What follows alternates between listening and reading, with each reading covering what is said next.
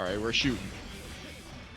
We are shooting. Oh my god, dude. Super Noon had this tweet earlier that was like, my girlfriend doesn't even play Strive, but she'd been watching for 5 minutes and saying, why does this guy have his gun out all the time? And it's like, yeah. Yeah, why does it? He's got a gat. Even people that don't play know that shit's broken, man. But no, here we go. That's what you always hear as well. You see it on Twitter where it's like, hey, you know, the character who just has a gun in the series where people usually fight with, you know, melee weapons is just broken. Look at Elphelt in the excerpt. Look at, you know, Happy Chaos now. It's crazy. I think one thing that really helped me appreciate Happy Chaos a lot more was like actually just going into training mode with him. Like, if you somehow haven't just like played some training mode with Happy Chaos and really figured out like how he actually works and how the inputs work, it's like, it's giving me some appreciation on what we're seeing. NearLi, of course, got that focus here on Nuclear. Just faded off. Nuclear doing a good job trying to backdash away and get out of here. NearLi with this YRC trying to keep on top of Nuclear, but Nuclear's backdash game is going crazy right now. And yeah, Nuclear's definitely got that chip movement where Happy Chaos is really can definitely struggle just to lock chip down, especially well in scenarios where shot wouldn't hit. But we're not seeing that there. Chip, Happy Chaos J2K counter hitting him as Chip's jumping. Get out of here. Hard knockdown the boot. NearLi does have that burst. We're gonna have to see if they're gonna have to spend it, or maybe they'll be able to get away with this round. That'll be awesome going into the last round with a full burst bar. NearLi looking like they're about to start that off. Nuclear about to go to the wall. Getting that reload, getting that hard knockdown. All right, you got hard knockdown. What are you doing? What's the mix? You know what? 2K, it works. We out here, Gren. Does the job. I mean, any button right there would have done it. Any special move. Being that low on HP, Nuclear was about to get chipped down. Ain't nothing but a thing. Last round here, Nuclear building up that burst bar, but getting thrown to pay for it. Nice counter hit jump down on top of NearLi, and the mix gets us as well. Looks like that's going to be a nasty wall break. Awesome mix from Nuclear. Getting that side swap route there, just that other counter hit. Getting that's a nice reversal of the situation here. Looking like I was going to say looking like a Nuclear round here, but NearLi getting a chance. I'm saving the NearLi puns for the end, by the way. Don't worry, I'm hip. I'm hip to the name. I'm saving the puns for the last game. Whoever ends up taking it. Nuclear taking this first one, though. Great stuff in game 1 of the Jeekly 43. And Nuclear, I'll educate you in Medicaid. Nuclear, I think, is a previous top 8er multiple times here on this chip. I haven't seen him in a minute, but here he is. Hey, you know, sometimes the classics gotta return. You know, show the new people on the block what's up.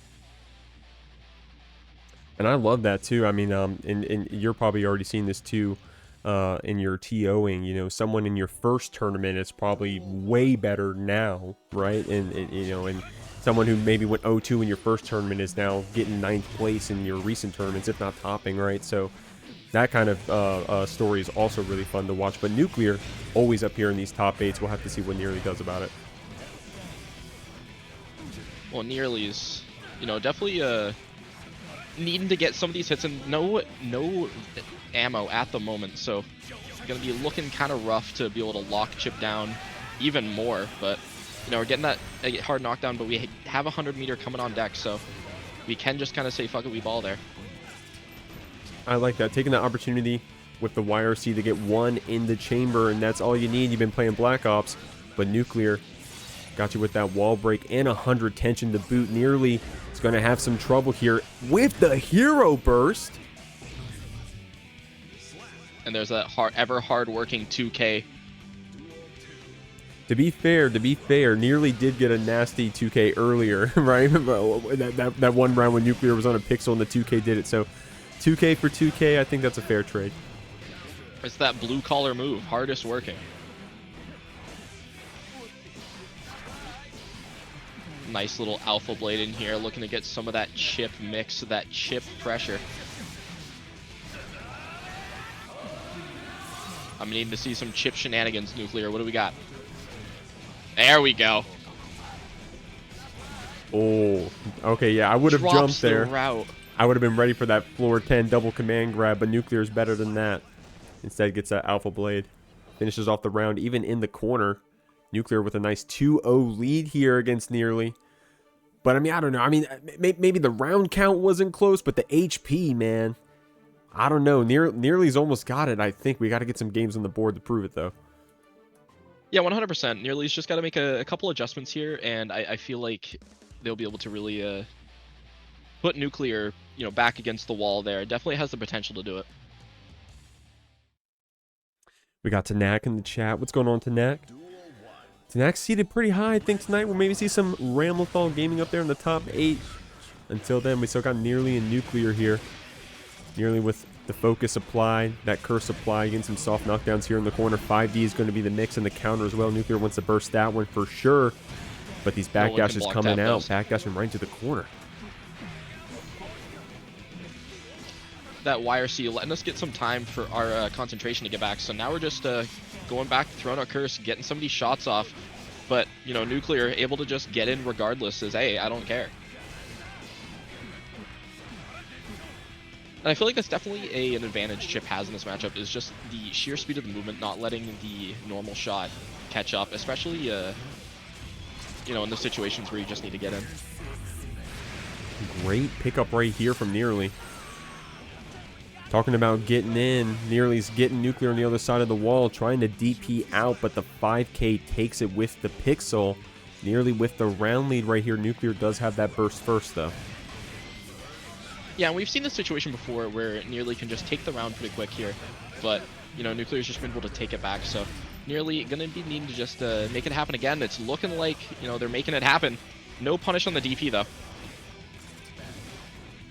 Oh, that 6P whiffing unforced. No punish, though. Getting these soft knockdowns. These backdashes going crazy, Medikit. We need a backdash counter on Nuclear, but got NearLi in the corner. What's the mix going to be to some normal stagger, catching that backdash, NearLi blocking it out. I'm holding my breath. Nuclear definitely has a hill to climb up this match, and, well, NearLi doesn't have any ammo, so definitely making that hill a little easier to climb. As I say, they get that back.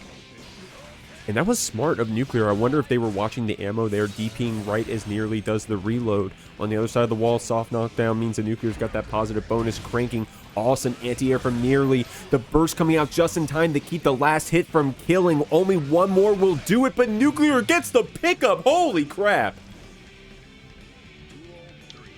I think that was insane awareness, just looking at that Happy Chaos ammo and going, actually, I'm open here to just kind of do whatever. I'm getting out. And that's what really let Nuclear just kind of run wild at the end of that round. Yeah, Nuclear sending these DPs, and it's paying off right now. Counter hit on that stagger. Red RC to keep the combo going. That's Chipp damage, by the way. God damn, NearLi needs to get something started with that BRC drift forward, but Nuclear with the overhead Red RC taking you to the wall as well, and that's going to be game 1 with a 3-0 Nuclear moving on into Jeekly 43. Tortle coming in with the GGG tag. Have you been seeing those players around, Medikit, the GGGs? Oh, 100%. And one player I kind of want to mention here has been kind of cooking up his Oddity. First saw Oddity in I think it was the GGG MASH crew battle, and ever since then I keep seeing them pop up. They've been really cooking up. Here we got those names Axel up there. JS, the ever hard-working button, the neutral in a can. Neutral in a can. AoiKypher starting off with a nice counter hit, getting that Rekka sequence started. Tortle trying to YRC it off, saying, I don't want to block that one, but Kypher staying on top of the tension. Man, we were running at him for a second with that throw. Tortle. Start of the vortex.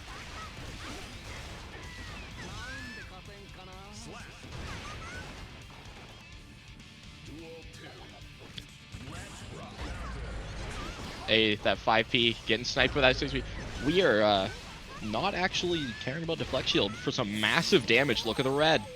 Yeah, those deflect shields, man, if you're trying to do a back throw or something, they can take you away for a run around. Aoi on top of you. PRC with a delayed RC. Did not get that hit confirmed quite in time. Tortle gets a second chance here.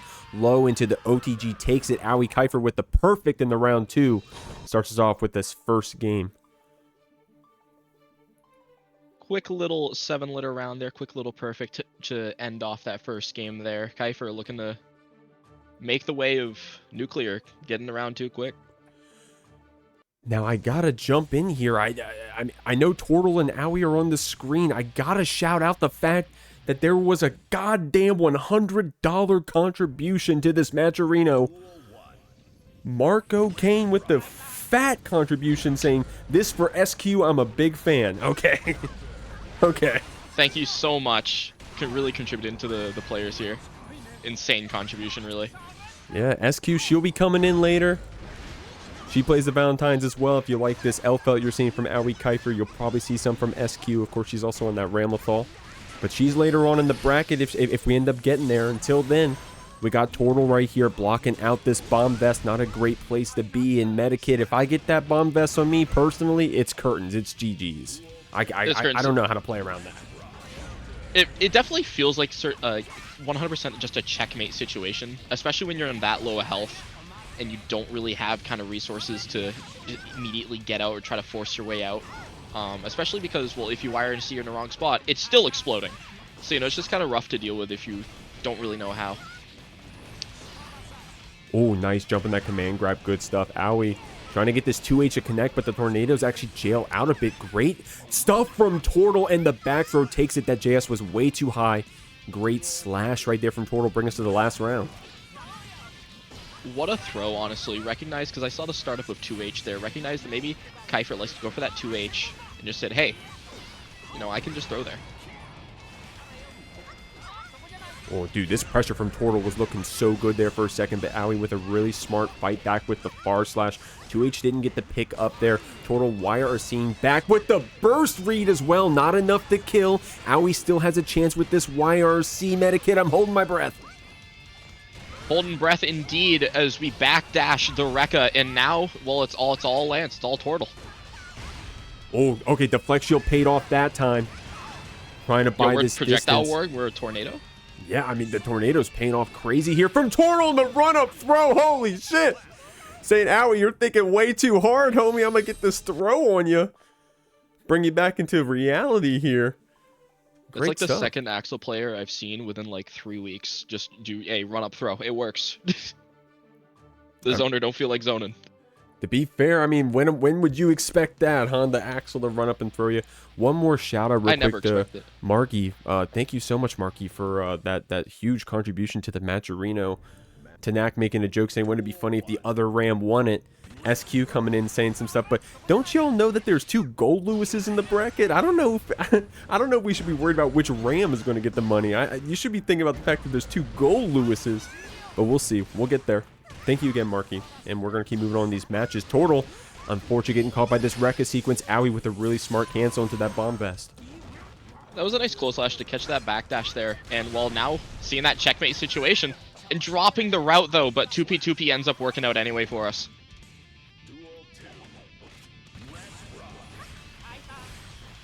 This little rainwater there, pressure looking kind of nice. And now we're kind of Axel just wants to be able to just use that tornado whenever Elphelt wants to kind of throw a projectile, try to get in while leveraging just those massive buns.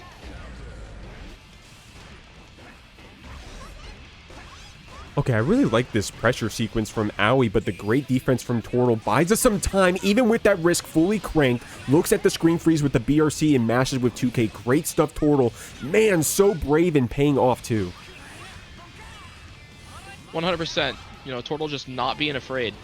Say, I have risk, but if I get opened up here, especially with meter, it could be curtains anyway. I'm pressing. Honestly, okay, Medikit, honestly, I'm taking some deflect shield notes here. Or some of these are actually kind of paying off. Maybe there's probably some better defense you could be doing. I don't know, some Elphelt mains be telling me to do something else. But these deflect shields from Tortle been going kind of crazy. They've been working out pretty well. 100%. Nice little BRC forward there, catching the 2P. And now we're in kind of a rough situation. Oh, gets caught. Yeah, I think that was the same situation earlier with the BRC 2K, but this time not enough time for Tortle. Aoi with the 6H getting the perfect on top. Unfortunately, that BRC didn't pay off for the Axel this time around. We'll see. You know, not over till it's over. Tortle definitely making some plays here. That deflect shield on that bomb, just not pushing Elphelt quite far enough away to really escape. It's crazy. Oh, Ashi coming in. Let's go, Tortle. My boy, Tortle. We got some Tortle fans. Okay, Tortle been playing pretty well to have some fans in the chat. Definitely love to see that. Aoi with a faraway burst. Catch that one in Season 2, and that would not be paying off. But Tortle trying to push you back. These tornadoes going crazy. Ooh, nice little throw there. What are we doing? Yo, we are not afraid of throwing. Oh my. Yo, the Makozy. Wait, that was fucked up? that was insane? Oh my god, Cross-up Tortle. Axle Bomber's kind of cracked. Cross-up Axle Bomber, oh my lord. So crazy. Aoi with some great defense though here, even in the face of that, had some great defense. Tortle got you back in the corner though. Tornado to jail you in. Aoi getting caught on the run up, trying to get out of here. And I like that we're not too impatient with like any trying to like jump out IADs, but Tortle, with some patience of their own, gets a 2-rounder right there. My gosh, we're going to Game 5. First Game 5 of this week's Jeekly, and you know, it's been a crazy set. It's been a crazy set so far indeed. Man, Tortle took a second there too. I don't know if that was like we're taking our time for a super input or something, but Tortle did take her second for a time for a second there. Medikit, look at the player swap though. Giovanna coming out. Geo into Axel. Honestly, it might be better because we have that, you know, Axel's got that higher recovery. So we'll see.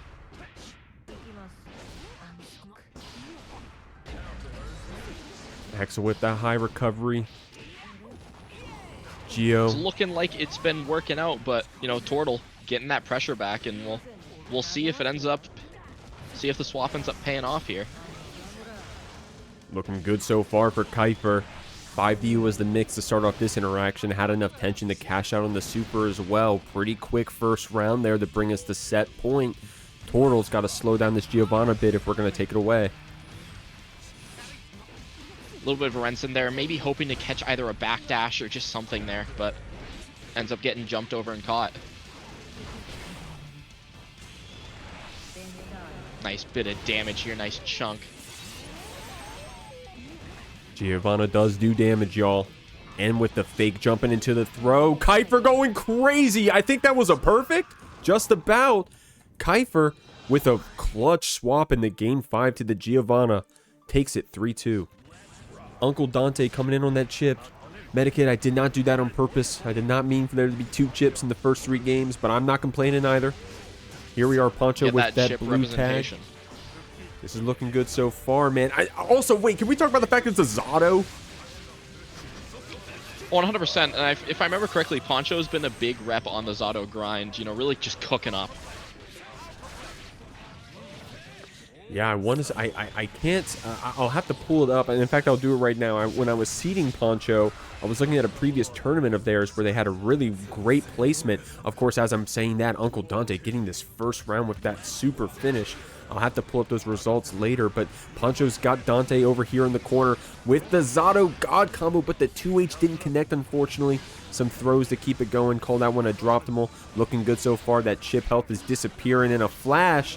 And it looks like we're going to take it away. Poncho with a clapback on that round. Frog just taking up so much space there, sniping chip out the sky. And there's that Zato pressure. Getting that command grab, but now we're all Eddie's back. Run the loop again. Bursting out, just needing to escape. Nice little JH.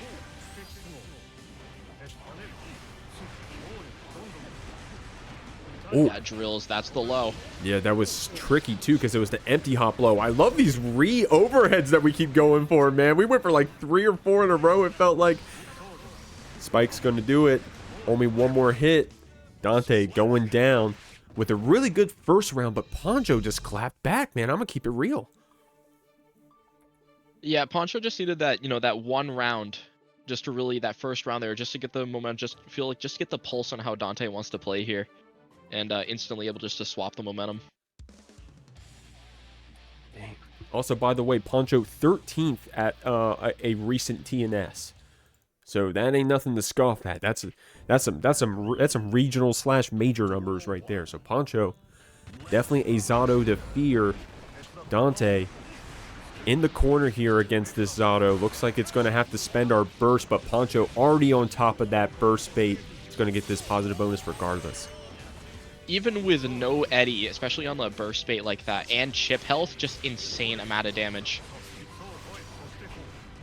There's that frog again. And then we got opened up by the empty jump low. It's that damn frog again coming back. The frog's in my walls. Oh, okay, nice triple jump right there from Dante, trying to get some distance here on Poncho, able to get away from that grab attempt. Dante with the soft reset here into the super. Poncho going to take a hard knockdown, trying to build back up that Eddie gauge. We do have the tension as well. A lot of resources coming on Poncho's side, but we got to block it out for a second. Going for that low there. There's the command grab. Blocks the Alpha Blade. Now we're just kind of moving around. But Poncho side swapping. Now Dante's in the corner. However, we just kind of throw. We're throwing Zato around. Just tossing him around. Get out of here. And what I like about this one, Medikid, is that, roles are reversed here. Poncho got the first round this time, but now Uncle Dante with the clapback. We'll have to see if that momentum pays off. Of course, getting bursted out of the corner here. Poncho trying to fight back. Dante putting themselves in the corner, but a great blade to get back out. Counter hitting the super to get us this hard knockdown.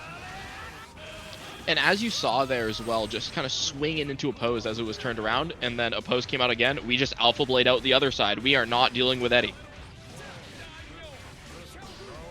Drops the route maybe, but then we're just kind of still got our pressure here, but Poncho with a chance to escape.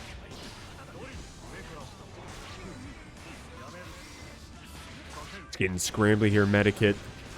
Got some whiffs, got some PFCs to keep it safe. On a pixel as well. We're just playing that neutral. Throwing that shuriken to air stall, not wanting to get hit.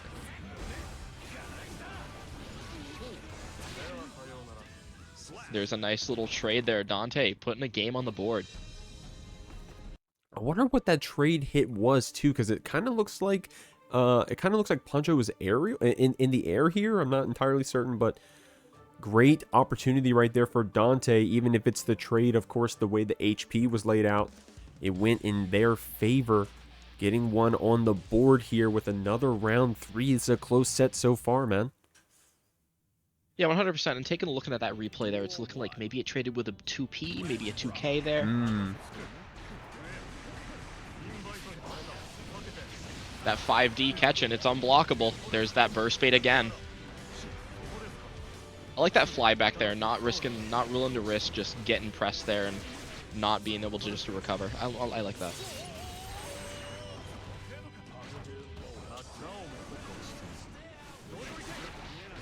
There's that shuriken again, sniping Eddie, sniping Zato. But put ourselves in the corner for it, but we escape. Oh, I like that from Poncho. Even though we were out of the Eddie, we walked up and challenged with the 2P and the 5P against Dante. Great DP out from that, I think maybe a grab attempt. But these 5Ps and 2Ps from Poncho are going crazy.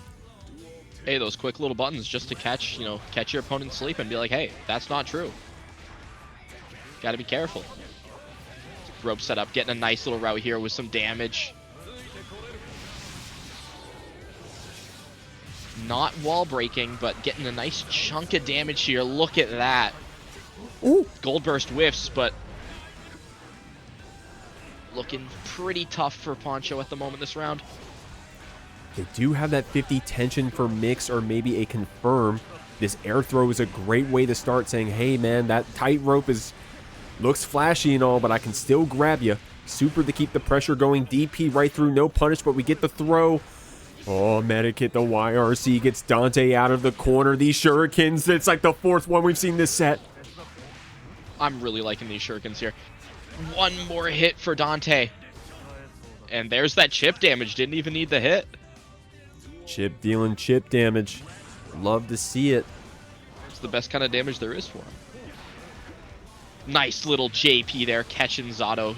Now we don't have Eddie, and we're dealing with, well, I was going to say tightrope pressure, but now we're just dealing with chip pressure. Still extremely scary.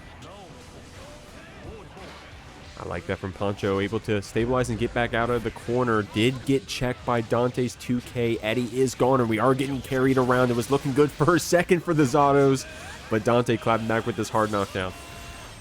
Yeah, and that's super right before Poncho got burst back, just letting us secure this position here. Nice little gold burst into a 6P there. Baits the YRC, and now it's looking to be a pretty nice combo here. Ooh. Okay, JP for the check, for the trade, and the aerial pickup right here in the super. Uncle Dante getting another game on the board. Yo, that was kind of clean. Yo, that 5P was kind of clean. That's like one of my favorite combos. Converting a light into a full combo. Like it's like a 5P or a 5K into a full combo, especially anti-airs. That shit is so hype. That shit is so hype. Oh, 100%. And it's something you see Sins do like every match. It's insane. That Sin 5P is crazy.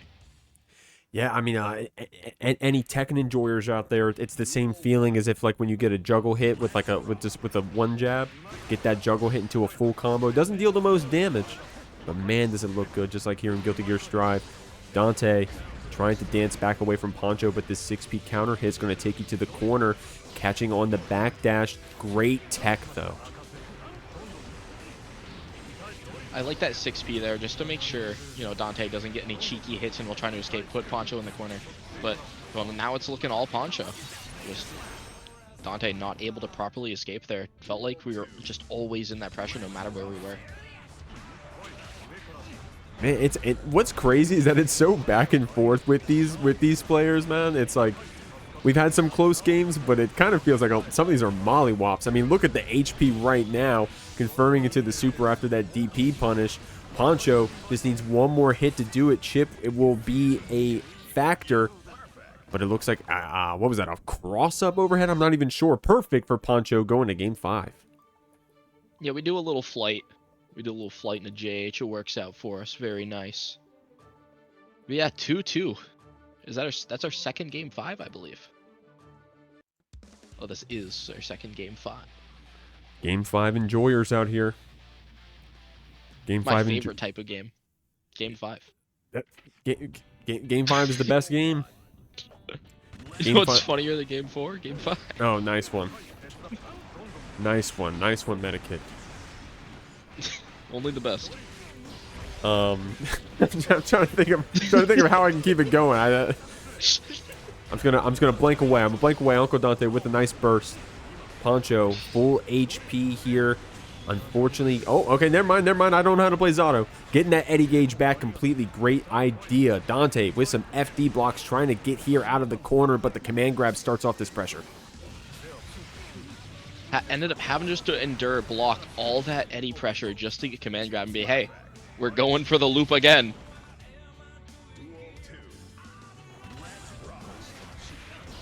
Poncho just needs one more round to close it out. Nice little counter hit, blue wild assault here. Not getting a big route, but hey, we keep it going. It's that positive bonus. Sniping Eddie as the summon comes out. That was Dante cheap. has a chance here. Call that one a spawn camp. Burst coming out. Poncho trying to dance away from these JPs. Uncle Dante getting anti-aired. Frog for the last hit. Poncho with an awesome 3-2. Both of our players. But Poncho moves on into Jeekly 43. Ashy coming up here on the Faust. First Faust of the night against Kaneda here in the Sin. No, I feel like if any two characters were to really get along, it would be, you know, Sin and Faust. You know, Faust just throws out the items and Sin just, you know, starts playing with them. Be like, hey, you got a trumpet here? I can learn this. Oh, sweet, a banana. Hell yeah. I was looking for that. I was hungry. Much like, is it Kaneda? I'm assuming. Oh, they never corrected me. Kaneda. I think it's Kaneda. Okay. Yeah, okay, I wish like so. Kaneda was looking for that that tyrant barrel. That tyrant barrel. Bomb coming out here. Oh, I like that. That was really brave from Kaneda. Using the charge dive kick in the face of the bomb. Knew that they were high enough with the super jump. Able to get on top of Ashy regardless of the trumpet as well. So unfortunately the Faust item's not paying off. Kaneda on top of you, spending that stamina to catch Ashy pressing. And now it's going to be a wall break. Burst just got built up, though. Getting a little eat there. We're a bit hungry, looking for some buffs. And then we're just back to playing neutral, but we got 100 meter. That stamina's coming back. We can kind of brute force our way in if we need to. Blocking it out. Kaneda with that jump back JS. Nice check right there if Ashley went for a J2K or something of the sort. Getting the trumpet back. Ashley with a really smart block on the way down. I mean, that's one thing about being a good Faust is you got to know what to do when your items are messing with you, right? If your opponent got the trumpet, you got to know how to play around it. Ashy with that 2P check finally gets Kaneda moving on to this last round of game 1. 100%. You just got to know how to play around your button, your item, no matter the scenario, to make it advantageous for you. And, you know, fating it and be like, hey, you're blocking here. I'm just going to command grab you if you're expecting the trumpet to come out. That mini Faust and bomb, the duo. Mini Faust has been such a menace. Yeah, when he's working, when he's on the clock, he is a menace. Kaneda with a nice Mini burst Faust. trying to get out of that corner. But Ashy. Mini Faust got that honest 9 to 5. Sometimes he'd be slacking off, though, you know? Sometimes he'd be taking his break a little too long, but we don't say nothing. 6P, Red RC, Ashy taking game 1. Very clean game 1 from Ashy here. Looking in chat, Mini Faust is the real character. Child labor made a strong return in stride. Yeah, Faust is just a puppet character where Mini Faust is the character and Faust is the puppet.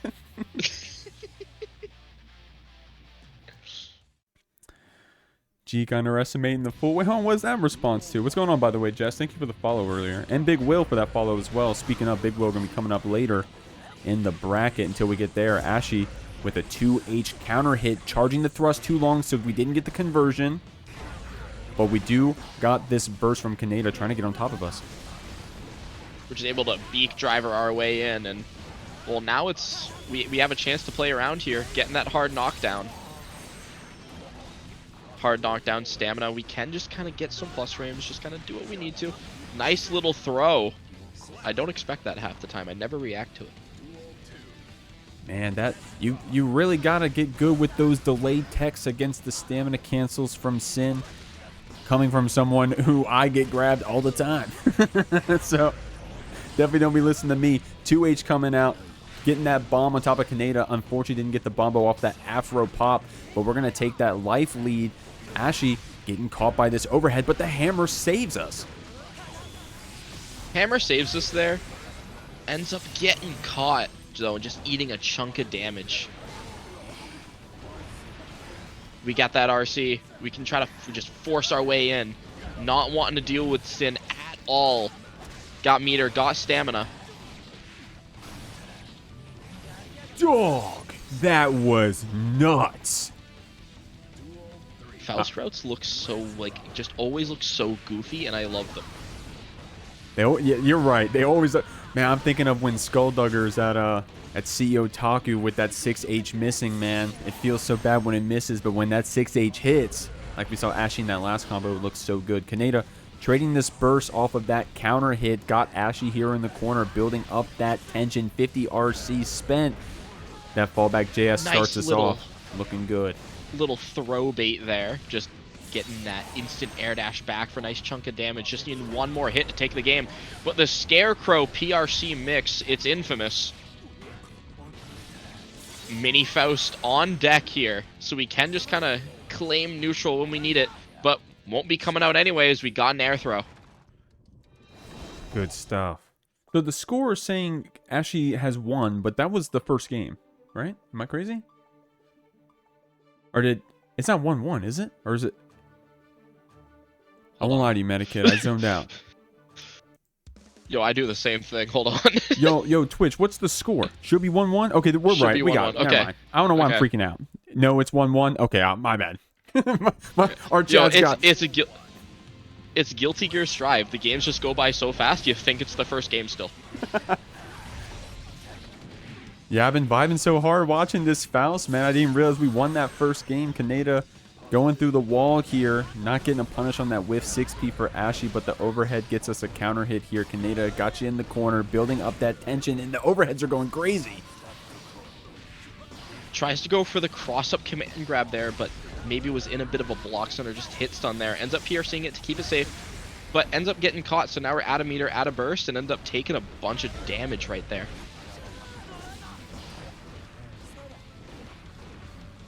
Ooh, okay, no stamina from Kaneda here. Did just get 1 bar of it, but not in time for that pressure. I love that check with the hammer. Good hit from Ashy, but Scum Dipper RC. Kaneda's on top of you. Gonna take you to the next round. So close there, too. Like father, like son. The fast advancing low special is kind of crazy.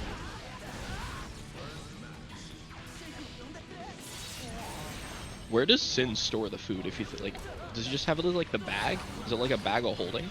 Dude, that bag, that's got to be like a 1.5 liter bag. You'd be surprised at how much shit Sin's probably got in that little bag. I'll be honest. Speaking of being surprised, I'm surprised how much damage Tyrant Barrel always does. Especially when you get that sweet hit, chunks away life. All started off with that stamina throw. Overhead in straight into super. My God. Okay, yeah, you were right. I wouldn't have thought that was going to kill. Jesus. Kaneda with some really good overheads. I'm going to keep it a buck, man. Medikit, these overheads are paying off in dividends. What's the phrase? They're hitting, man. I think that's exactly the phrase. Paying off in dividends. There you go. We got investments. We got stocks in Hoof Stomp. Speaking of the bag still, though, did you walk around Evo with a bag like that, perchance? Some people may say that. I'm looking at the Twitch chat right now. I may or may not have had a bag like that. I mean, I'm speaking from experience, man. 1.5 liter bags go crazy. I'm trying to go to Evo. I might pick up one of those bags. Yeah, there you go. If you nice for real get like a Sin one too, like a Sin themed one, that would be fire. That would look so good. Hold on, Arxis. Listen, start selling the merch. Nice little route here, though. Tries to 2P to check any advancing, but Kaneda just content to sit back, wait for a chance, and just Elcon in very fast.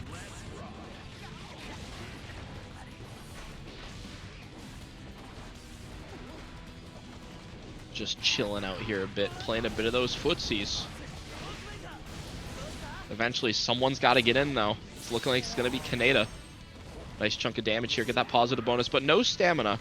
So we might have to just kind of back off a bit, play chill, until we just kind of go crazy.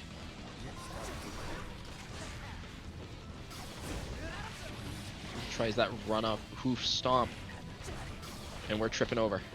That was really smart, too, that walk-up dash block from Kaneda that triggered the banana, but Ashy got you on the mental stack. Command grab coming out, snip applied, and the re-snip coming out, man. These can be pretty dangerous. Looks like Kaneda's going to be wise, taking that burst into the next round. Ashy with a really solid Faust round right there. Great stuff. I like that Elcon just to check Faust 5k. It feels like such a common round start that it's like, hey, I can quickly just duck under it, quickly check you, and it should beat, like, you know, that 5p round start as well, or at least get you the plus frames you need. Throws coming out. Kaneda no stamina, though, so Ashy able to push us back. Kaneda with not a lot of options yet, but of course with 2 stamina now, things are opening up a little bit. Getting a nice whiff punish here started on Ashy, and that just may be enough to kill. 100% that is enough to kill, and Big Will on the big Baiken looking to catch some big coffins with a big parry. How many times can I say big? Killing it. Oh, big parry, kind of big whiff counter parry. hit. Yeah, into the big counter hit. Big S tether into that big whiff deflect shield. God damn. And a big tether combo as well into a big super. God damn, Big Will. Can we get a big wall break, maybe? Yeah, big hard knockdown Perhaps. coming out. Big positive bonus. God damn. All right. Just choosing to get that tether reset up. You know, I respect it. Sometimes you just need to get your win con back. But we're setting up the laser. That's a big laser. Ooh, nice YRC there on the Typhoon. You know, hey, we spent meter, trade for trade. Now we're just back to neutral. Not wanting to deal with that drone. Ooh. Catching that coffin. Medikit. That was a big pairing to a big Yozansen Red RC. I loved that round from Big Will. Lasagna Slayer getting caught on the top of the screen with that Yozansen. Blocking it out in the corner. 6K gets the counter hit. S tether means this is going to hurt. Goes for the reset. Can't be pressing. Oh, man. Can't be pressing, but how else are you going to get out of the corner? Lasagna Slayer on the other side of the screen. Big Will looking to avenge every single piece of pasta and sauce, trying to slay the Lasagna Slayer. And looking to do it for the first game with that reversal super. That was a big reversal super right there, man. Check this out. Goldlewis tried to stomp down on the sword, and McCurry counter. Can't be doing that. Sword's too big. That's why Big Will uses it. Is that so? The what'd you call it? The Mikiri counter, Makuri counter. That's from Sekiro, right? Is that what you're referencing? Yes. Okay. That is the place I know that from. Yeah. Is that from somewhere else? I just know, all I know is press the B button and deflect. That's all I know. I don't. When I hear Makiri counter, is that from something else? But I know about as much as you do. I think there was an actual, like, if you look at sword fighting as in like an art form where you study it, I'm pretty sure it was actually written somewhere where you can, if they try to thrust at you, just step on the sword, depending on what you're doing. But, you know, it kind of depends. Maybe not thrust, but either way. Lasagna Slayer did not like the jokes we were making last round about this Big Will, because Lasagna Slayer clapping back with a big perfect, starting us off in this game 2. Big Will trying to check with some JDs, with some Kabaris. Lasagna Slayer super patient there, just has a JD of their own to clap back. Big Will trying to burst to calm things down. Very much so, and you know, Lasagna Slayer doesn't have to be left out of the big jokes either. You know, Goldlewis, very big man, very big normals.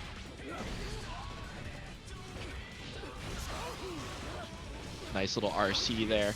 Looking to get some nice damage. No kill though, but setting up that drone. That cross up Yozansen. Maybe we'll see a burst. Big Will trying to bait it as well. Ooh, that was kind of evil. Block my evil cross up. Lasagna Slayer putting a game on the board, evening it up. Getting that game on the board. The massive clapback, big clapback, I should say. But Big Will, man, Big Will was looking so good right there with that throw, but that S-tether cross-up Yozansen would have hit literally anyone, except apparently Lasagna Slayer. God damn, what amazing defense.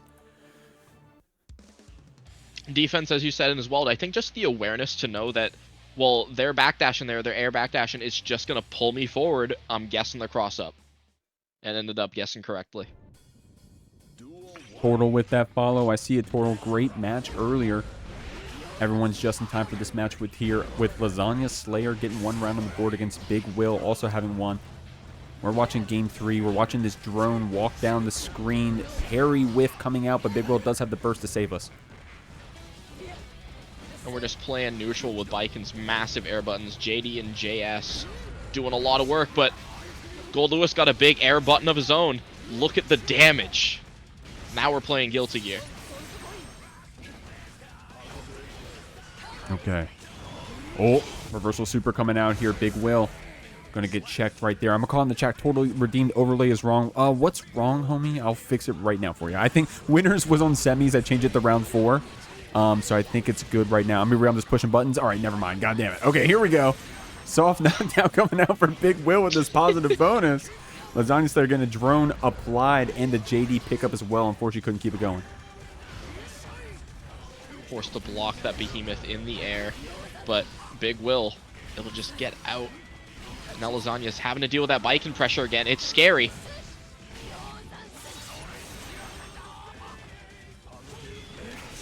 And there's that laser again. No meter to do the same YRC as before. But as I say that YRC comes out, and there's that throw. And with OTG, doesn't kill. Needs one more hit. But Lasagna Slayer with a big counter hit, looking to not go out. Oh, just in time with that burst. Big Will did not want to lose this one on a heartbreak. And then the full screen HCAP gets it on the pixel, but that was looking close there for a second, going to this last round of Game 3. Insane neutral as well, just by Big Will, just able just to back off and be like, hey, you're throwing out drone. I'm at a range where HCAB, if you block it, it's fine. If it hits, I win. But speaking of winning, look at the damage. You know, as I say that, maybe I should stop talking. No, that's just the way it be, man. I would have thought that would have killed as well. But parrying that 2S right back, Big Will getting bursted to the other side. Will this laser be the checkmate? Just about. So close. Behemoth does it. But man, that was actually kind of cool. What I liked about that, see if I can catch it in the replay. We were really low on FD right there from Big Will, but you were building it as you were moving forward, it seemed like. I don't know the math on that. Just enough FD. Lasagna Slayer, though, getting that last hit. Getting that Game 3. Yeah, I'm looking at that replay as well, and we gained just enough meter right towards the end there to not die to chip damage.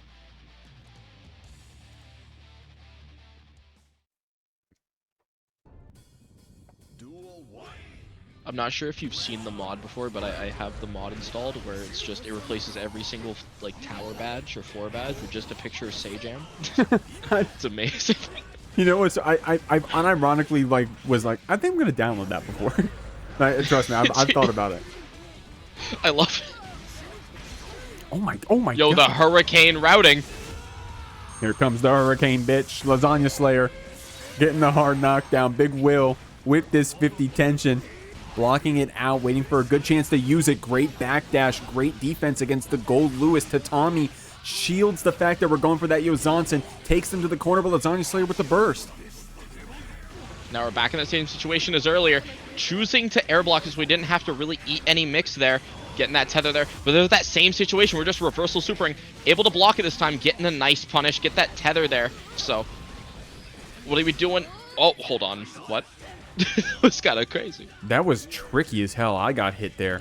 Big Will going to the other side. I guess you could have threatened the low at that point. You could have threatened the far slash. Big Will going for the TK Yozansen to take that round. Great stuff. Lasagna Slayer fighting back here, spending some security to try to get Big Will on pressing against these behemoths. But these parries are going crazy. Great stuff. Great scramble from both of these players right now. And there's that 6P. That laser is going to be hitting. That's massive damage. And well, Lasagna Slayer now on set point.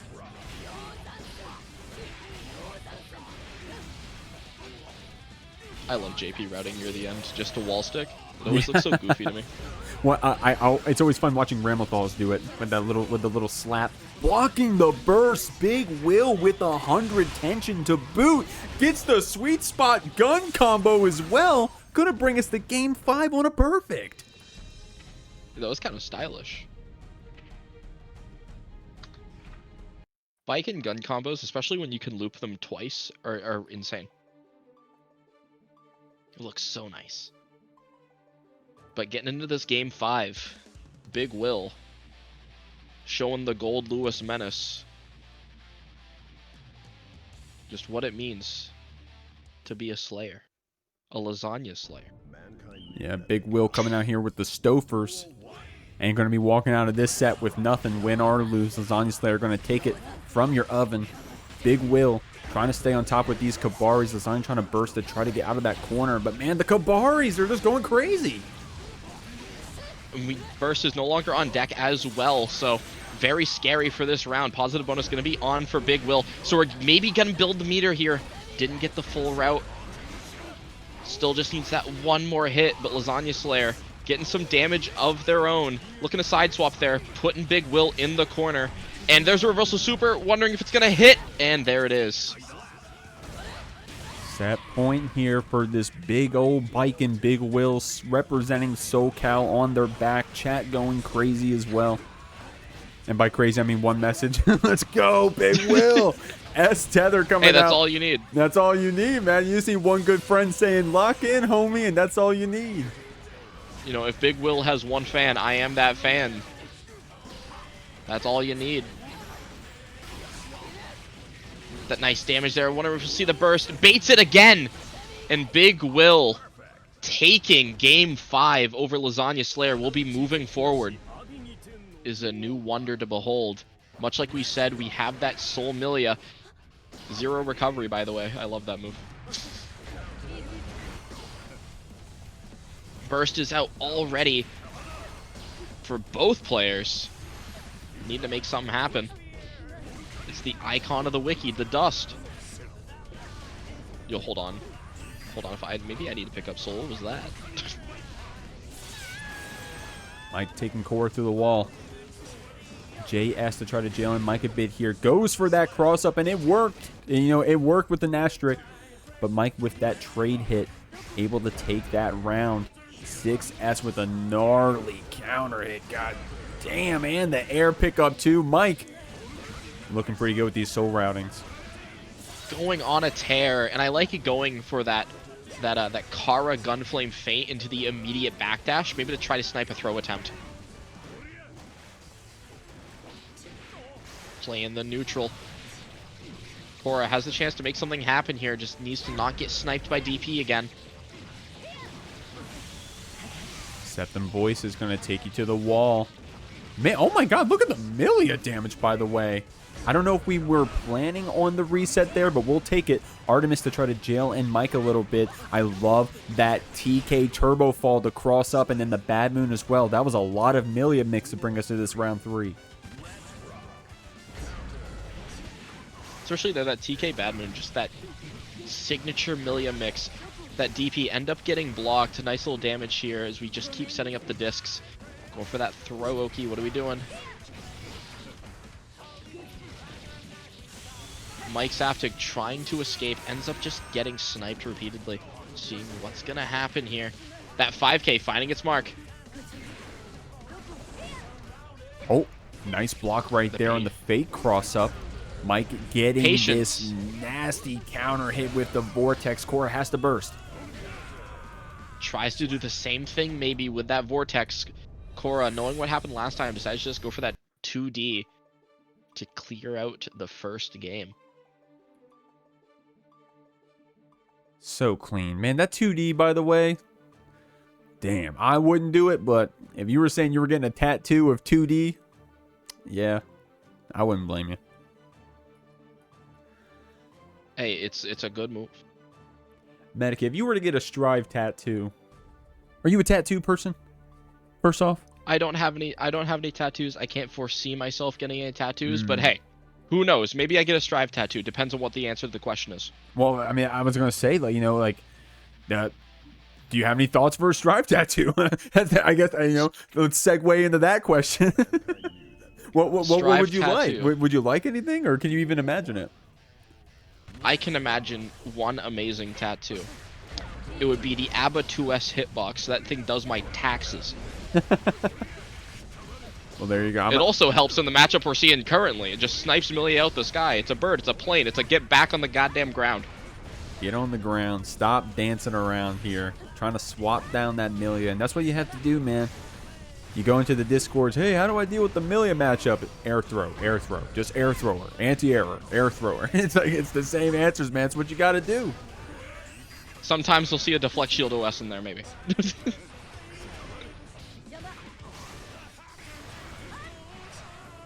Just having to deal with that block string. Mike able to escape to clear out the first round. No, but we dropped the route. You know, maybe I'm just cursing everybody. Okay, Mike ended up having to burst there. Counter hit GH. Dog, I was just about to say, you know, Khoruh is celebrating that one because at least we got the burst, but to get the round 2?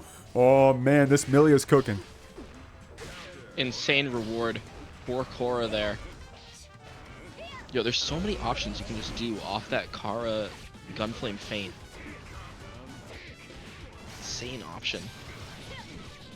Sleepy Gal saying commentator's curse. You know me. I think I've done that twice now in the past 3 matches. Khoruh with that delay close slash right there. Getting that wall break. Mike with the 100 tension. I mean, hell, there's probably a route that kills here, but that one dropped. Khoruh gets another chance, but not before that red RC catches us. Mike's going to take you to the wall and take you to the last round of this game too. Speaking of routes that kill, Tyrant Rave. Hey, I think we solved that move earlier today. That tyrant rave move, or what was it called? Tyrant barrel? I can't remember. It looks all the same, you know, does the same damage at least. You know, it's lethal every time.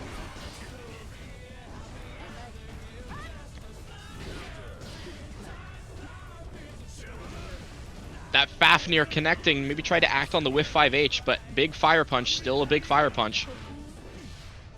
And Khoruh with some good defense right there, blocking out those Fafnirs, blocking out that bringer with the trade hit. The trades always benefits Mikesaftig here on this soul, man.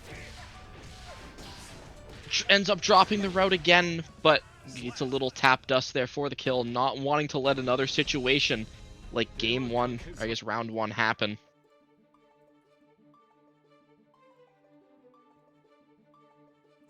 So close right there too, man. Mike with a really smart command grab to start that one off. Khoruh, I would just tie your shoes, take a lap, tie those shoes, make sure everything's all, take a sip of water. That was a really close round right there. Mike with the clapback, getting one on the board. Now, Medikit, there's some stakes here. Khoruh, I don't think has ever top 8'd the Jeekly. Mikesaftig has won this thing a couple times. So, I mean, yeah, I'd already be celebrating if I took a game, but I know Khoruh wants to go all the way. We'll have to see. Khoruh definitely hungry for that win. Looking to get to that top 8. What stands in their way currently is that soul, that massive damage. But as we've seen, already just that game evened it up. And even so, that game was insanely close. So Khoruh definitely has what it takes. Just needs to make it through a couple more times. It's getting counter hit. Hold on, that wall's done. That was nuts. Another soul counter hit to close out round one. Really solid round from Mikesaftig right there. Basically a perfect.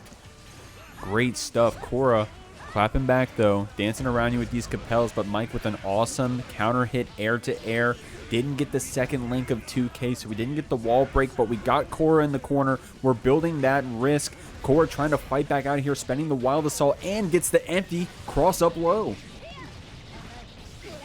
Empty cross up low, just opening up so many opportunities here. Now we're just having to deal with the Millia Vortex, but 5K ends up sniping Millia, and that's looking like the end. Okay, it actually hit before I finished saying it. Of game 3. Woo! Man, okay, I'm gonna keep it real. Mike kind of sped run that one. Mike on a heater right now, feeling that momentum. After the last round, after the last game, I'll say, getting another one on the board. This is looking good so far, Medikit. Just needs one more. Just needs to make that happen one more time. Khoruh, though, not looking to go out. Not looking to have to make the losers run. Just looking to get to that top 8. Needs to stabilize. Because the only game that matters is the last game. You know, every other game's a data round. That's bars, actually. Good point. Take every chance you get to just, you know, analyze your opponent and be like, hey, what are we doing that we can exploit? Waiting to get into this next game here. We'll have to see. Mike with the 2-1 lead, looking strong so far. Khoruh with some awesome play here on the Millia. Fighting against Mikesaftig, previous winner of the Jeekly, multiple time top 8er. Repping that RFL tag. Definitely a lot of strong players with that RFL tag. So I'm assuming Mike's got a lot of practice with some good Goldlewis, good Happy Chaos, good Sin. So definitely a lot of experience here on the side of Mikesaftig. Khoruh with a good 2P. Fighting back, trying to get some mix started, but we're clapping back Mike with some good defense. Yeah, Mike just able to snipe Millia when Khoruh just tries to back off there and ends up getting some nice reward for it, especially on a low health character like Millia. And now we're just in that corner, getting hit with 6P here, but, you know, we have meter, we have burst. Might not choose to spend it, but honestly, if I were in Mike's shoes, I don't think I'd be too scared. You're in a pretty good position. Counter hate JH doesn't do anybody any favors though, as we get hit here, but 100 meter, getting that RC combo.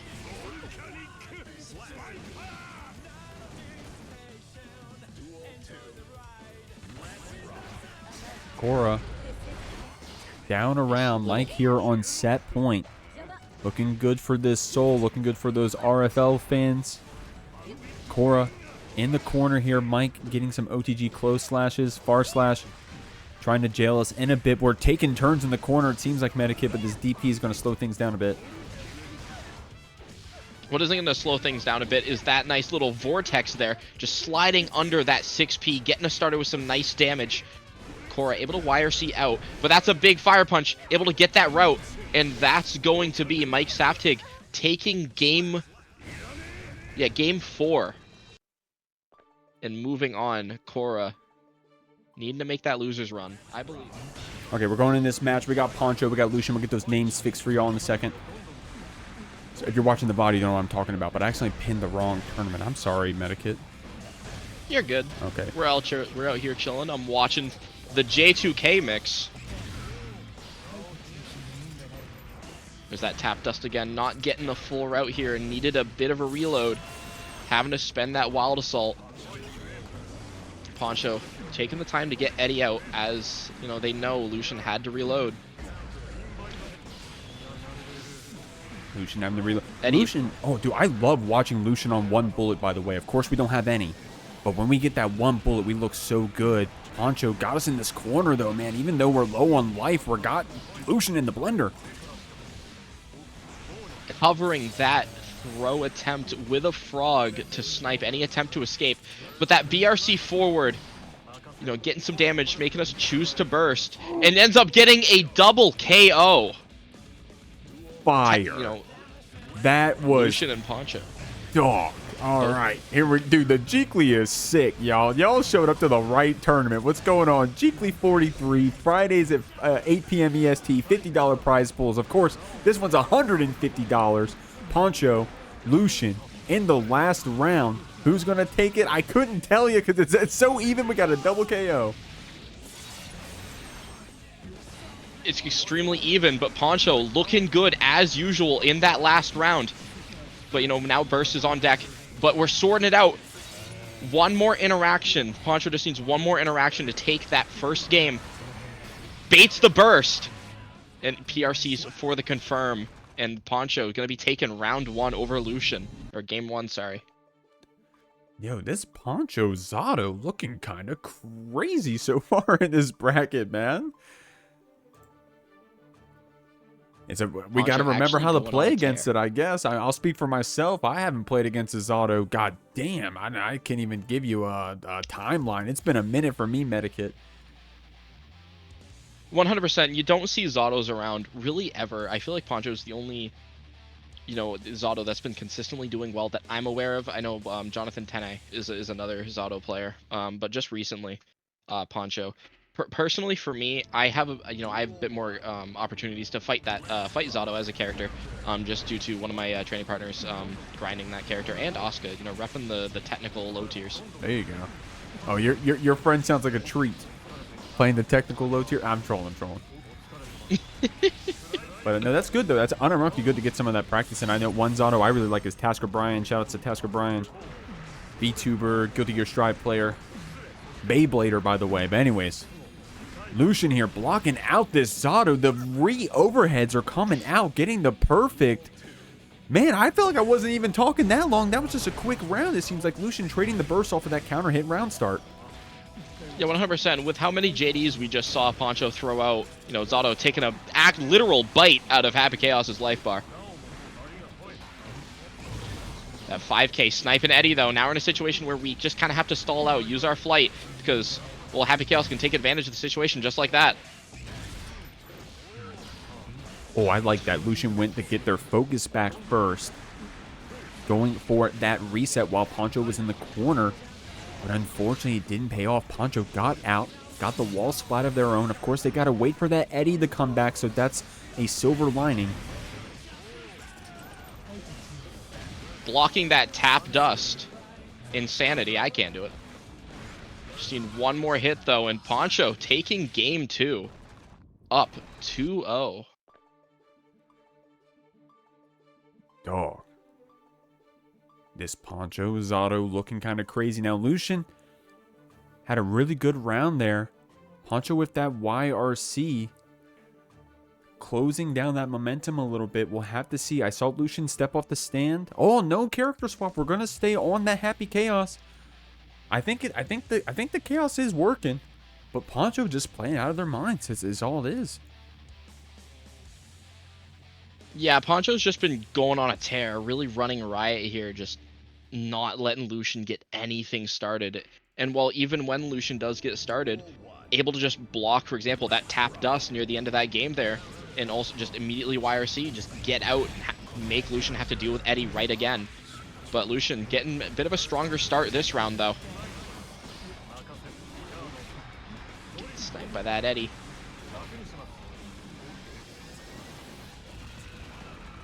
Poncho, you know, started studying the previous Axel match, looked up run up throw and went, hey, I'm skilling it. It's working.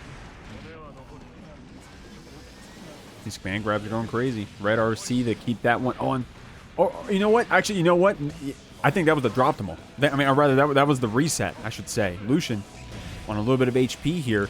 Does have that one in the chamber. We have to reload every time we shoot, but we're making it work here. Poncho with the BRC slowdown to recognize the situation, getting the throw and bringing us the set point. Very nice. And Poncho just needs one more round to take it over a Happy Chaos 3-0 on Zato. I feel like that's got to be an award. Depending on what season, definitely an award. Definitely an award depending on the season.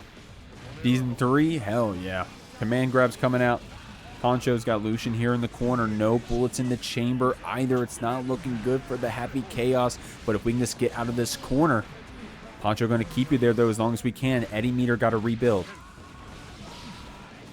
Now we're just showing. Backdashing the throw attempt, recognizing Poncho really likes to go for those right now. And getting a nice little route of our own. We're going to be getting the meter up, to, deciding to keep the wall slump. And now we're just looping that pressure. Going into our wall break here, getting a nice chunk of damage, bit of low scaling, and we got hard knockdown. We got max concentration. We got max ammo, or about max. Getting that meter back up. Eddie is back. Snipes Eddie out. Ooh, I like that. Yeah, that 2P is fairly active. So Lucien recognizing it was out, going for a safer whiff punish, getting Poncho, bringing them to the last round. Still set point for the Zato, but great answer from Lucien. Lucien's definitely gonna have to make a bit more plays like that, like we just saw. Because well, Poncho's still playing out of their mind. No Eddie at the moment, but able to just kind of chill out. Nice backdash on the roll.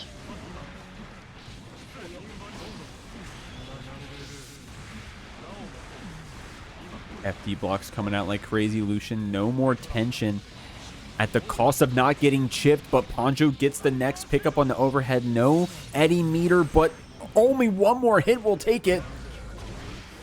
That's a J2K counter hit, though. And we got meter for that Deus Ex Machina. It's not over till it's over.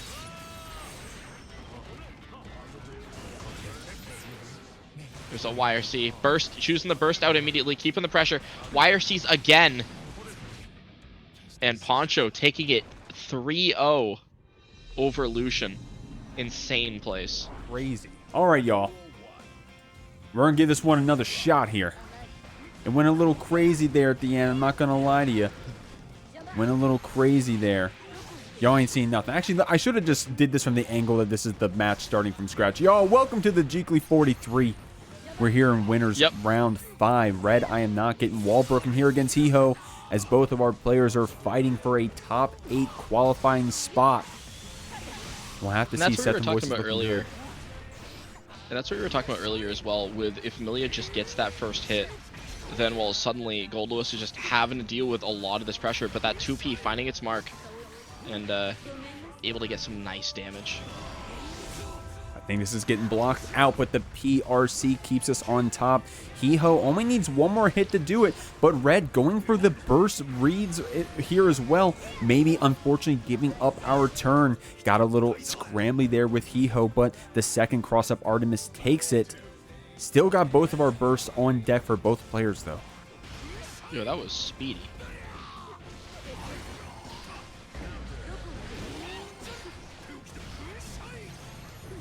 Yo, they'll do a little twirl in the air. Do a little twirl.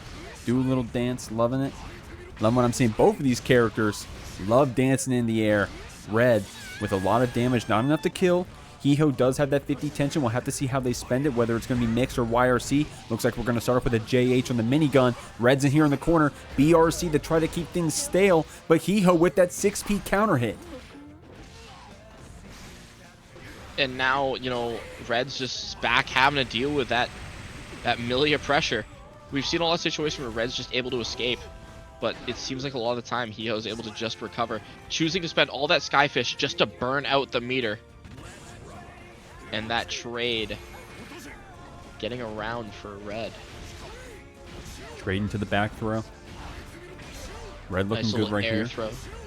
Goldlewis. Red's fun to watch, by the way, Medikit, because we're able to see a lot of those security cancels on behemoths, and Red sometimes will cash them all out. Sometimes we weave them in. It's really interesting seeing when they go for those cancels. Oh, 100% as well with the security cancels and just how Goldlewis is now as a character. You get some insanely funny cross-ups, like, you know, the Aurora Borealis backbreaker. It's got such a wrestling name. I'm blown away that it has a name and that's the name. Is that real, or did you just make that up? No, that's actually just what people call it. I didn't find out that name. I'm pretty sure I discovered that name through Red, actually. Oh, well, there you go. The Aurora Borealis backbreaker. We'll have to see that one come out. We did see Lasagna Slayer with a really cool, I mean, what was it? It was a double overhead behemoth, air behemoth, I should say. I mean, with security cancels in the air, bro, you look like a Beyblade sometimes, depending on when you're using it. Whenever I see that, I just call it. You heard me earlier. It's the hurricane routing. There you go. The hurricane routing. RedIAmNot winning the first game of this set. Looking good here. No disconnects. Fingers crossed. Fingers crossed here, HeeHo, with a good match. That 6P whiffing, but we're able to escape anyway. Having to spend burst just to keep us safe. That drone holding down the neutral. It's George, but in Strive. Holding it down. God damn, Red. So violent getting with the behemoths. Kill. Goldlewis lethal dance partner, the alien, not the coffin.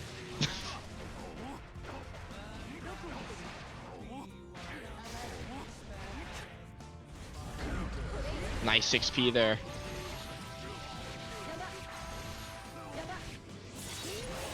Especially on Goldlewis, that's a nice chunk of damage.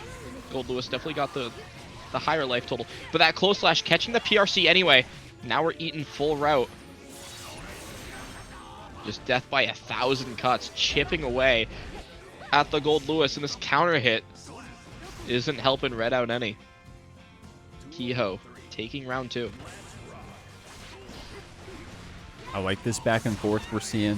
First coming out from Red. Doesn't want to give up too much life to HeeHo here after getting that catch. But Red catching you right back with that nasty 5K, but that JS from across the screen is going to break the wall here in RedIAmNot. 100%, and now we're just back to the same situation of just HeeHo just running that Millia offense. But Red able to mash out, and there's, I think that's the backbreaker. No Aurora Borealis to it, but that cross-up behemoth. Oh, that was to definitely weird routing right there with the 100 tension. I like what we were going for, though.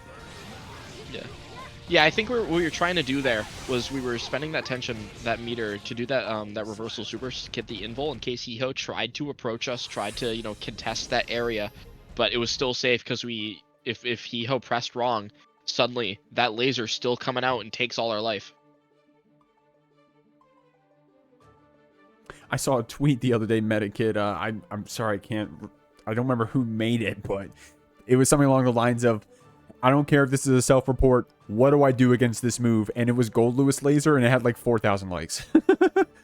And I'm like, I'm sitting there like, yeah, you know what? Yeah, what do I do against this move? I'm pretty sure I'm exactly sure. I think I've seen that exact tweet, and every single answer was just jump FD. Yeah, no, That's all it was. I saw one reply, and it was like, it's checkmate, bro. It's like, if they're doing it, you messed up. And that's Strive for you, right? You know, one of the biggest counterplays, the Leo back turn. You know, don't be there in the first place. Here we are. HeeHo and Red. Yeah, 100%. Playing this game 3. Good air throw right there from Red to slow things down a bit, trying to swat that fly of Millia. FD blocks coming out. Great defense on these behemoths. HeeHo getting out of the corner. 100%. Hey, if you're trying to swat a fly that size, you know, that coffin's probably just what you need. Yeah. Some nice damage here. Going for that charge dust. Now we got that positive bonus, getting a bit of that damage buff. That our meter returning to us. Every time I look at Millia mix, I always just get hit. Like, I'm not blocking any of this. Man. Yeah, I'm not blocking any of that either. And they'd probably tell you to not block it. They'd probably tell you to press, huh? It's like, oh, you know, if you're blocking the pixie characters. Now, some of these trade hits can pay off really well. We saw Red getting some nice trades earlier against the Millia. Look at this. You know, we may have been down a round, but just a few security cancels. We get a burst from HeeHo and take away half their HP. Now, we are getting clapped back here. HeeHo trying to bait a burst of their own. Got this hard knockdown starting in the corner with the throws. Trying to get an H-disc applied probably on the next hit. But Red with an awesome super PRC drift 4. Ends up dropping that route there. HeeHo able to get a bit of damage here. And able to escape, get a nice counter hit JH. Looking to get some pressure here. One last mix-up should do it. But we have meter for that reversal super. That Capel snipes though. And HeeHo taking game 3. Damn, HeeHo with an awesome game 3 take here. I like that Capel. I don't know if that was to call out maybe a potential YRC attempt or something, but double of those Capels, definitely a hell of a button. HeeHo getting that third game, getting another one on the board. What's going on, Yinghuo? Hi, Jeekly family. That's us. Jeekly family indeed. We also joined by Medikit coming in on the comms first time. Medikit, you having fun? I'm having loads of fun. It's been a great time so far. Definitely like we're seeing. What's going on, Caliban? What's happening? Speaking of having fun, that 5P anti-air confirm, we were talking about how cool those were earlier.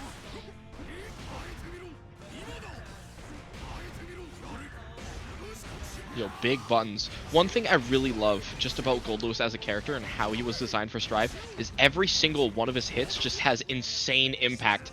Like, it feels like you're doing as much damage as you're seeing. And that always feels good, man. When your buttons feel good to press, when they look good to hit, that's always a great combination of things when you're learning a fighting game character. Red getting blown through the wall here by that Capel from HeeHo. These Capels are going crazy, Medikit. 100%, and that Capel buff as well in this most recent patch definitely did Millia players a lot of favors. I know I've seen HeeHo, HeeHo themselves just really start going, hold on, Capel might actually be busted. Like, it actually might be insane. Might be good. Man, when you got the Millia players, when the Millia players are saying, hey, okay, this is actually kind of good. that's when you know something's scary. It's like getting ABBA players to admit, Danzai might be broken. I say as I never admit it.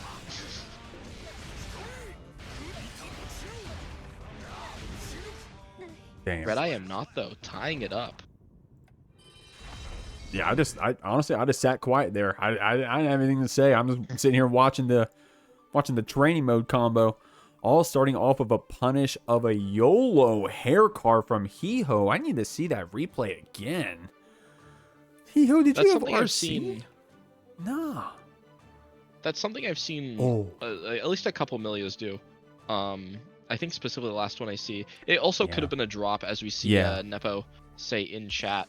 But I've seen it done purposefully, I believe it was 208 Studio in a bracket. where it hits so deceivingly late that people just get counter hit by it. Yeah, I wonder if it was like a 6P counter hit. I mean, that's in the last round at this point. Not a big deal. Both of our players not even thinking about it anymore. We're here in game 5. Drone applied. Oh, there you go. That's the Mirage right through the drone. Good stuff right there from HeeHo. We didn't get it earlier, but we got it right there. Great stuff. I like this air play. Turbo fall compelled. JS counter hit gets red on the air-to-air attempt, and now we're going to break the wall. That certified Millia corner steal for a nice bit of damage here. He's going to get some meter, but that counter hit Behemoth going to do a bit of work for red here. Ended up wire seeing on the air dash. Not blocking the Millia mix.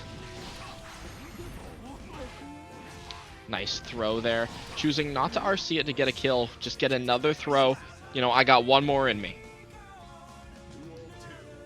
Got that one more in me. Red checking with the 2K on the round start. HeeHo going high.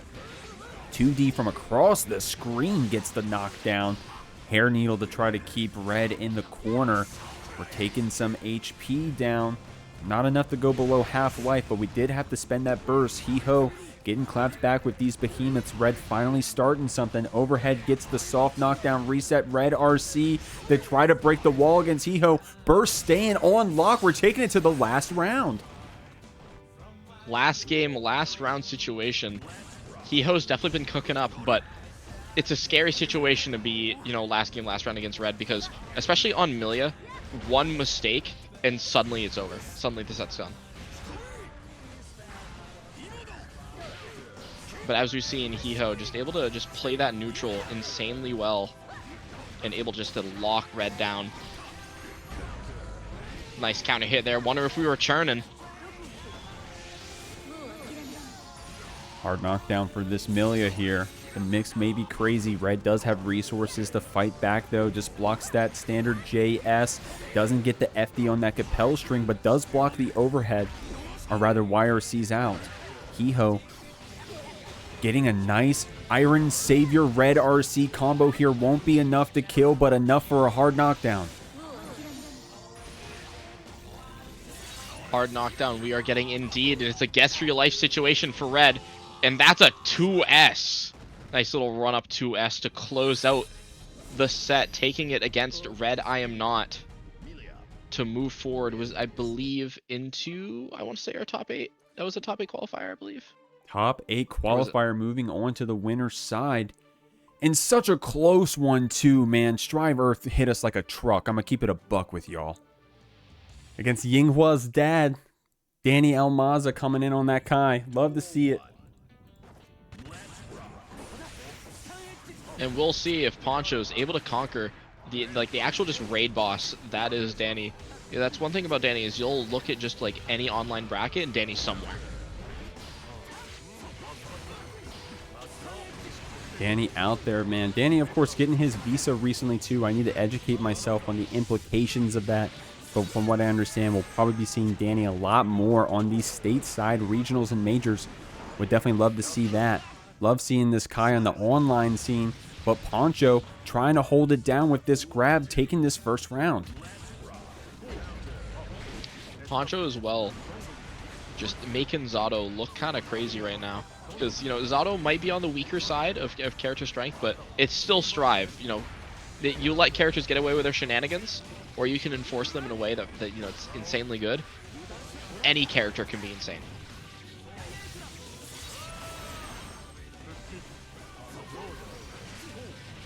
Nice little invite hell to catch the far slash there. And now it's just back to that blocking the YRC, getting a nice little punish here. Went for the burst bait. Dany able to DP out.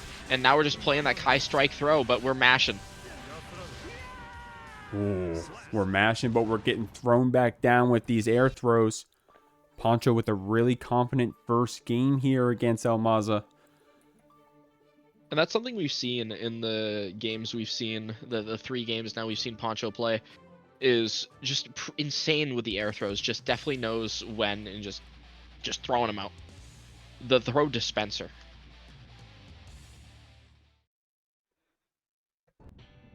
Duel 1. Let's rock.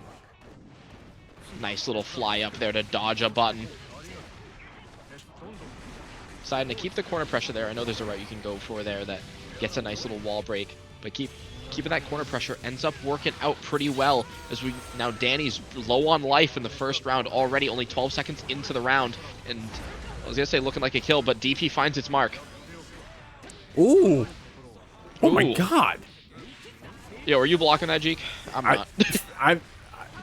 Maybe I would have blocked one of those things, but 6K into the RC 5D. Of course, Dany clapping back, even though on this pixel, taking away all of Poncho's life with that shock state combo, able to stun dipper through the oppose. RC to keep it safe as well, gets the pickup on the stagger. Dany on a pixel takes the first round here. That was an insane comeback by Dany there. Just needed that one DP, that one opening, and suddenly it was just, hey, it's Kai damage. There's another air throw on Dany's fall. There's that sword. Hard knockdown with Eddie. Gonna be scary for Dany.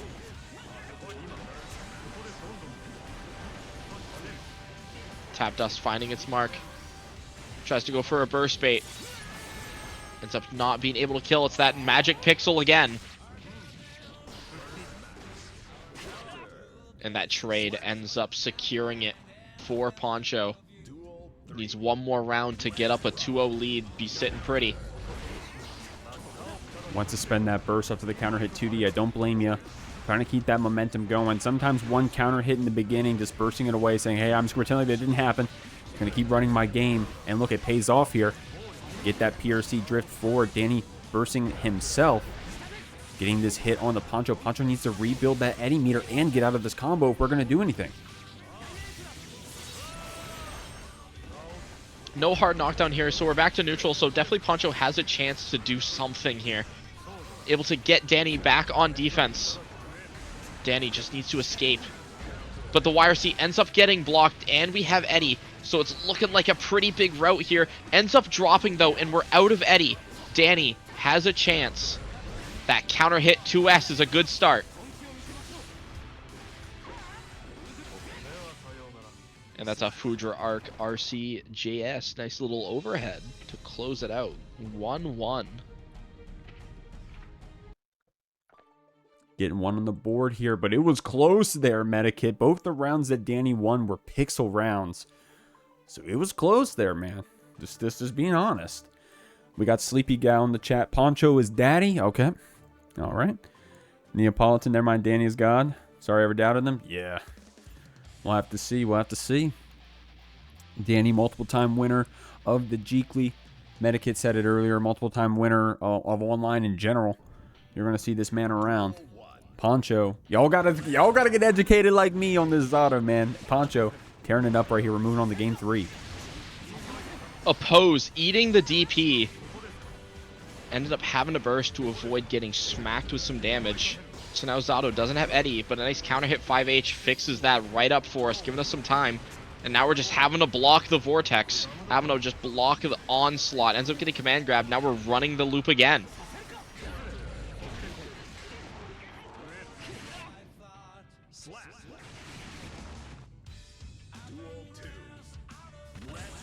Strong start for this Zato here, getting the soft knockdown. Eddie on the other side of you. You got to hold that mix. Overhead into the low. Gets the pickup. Dany getting caught by this 5D. Poncho comboing you through. Going to get the hard knockdown as well. Looking good for the Zato. Nice little clap your hands for Zato. Get that hard knockdown. Getting a lot of damage here. That dust finds its mark again. No burst out from Dany. Poncho looking to maybe bait it. Yo, Scum Dipper. Throwing the projectile right back at it. We're playing ping pong. Alright, let's see it. Is Dragon installing to lose still a true combo?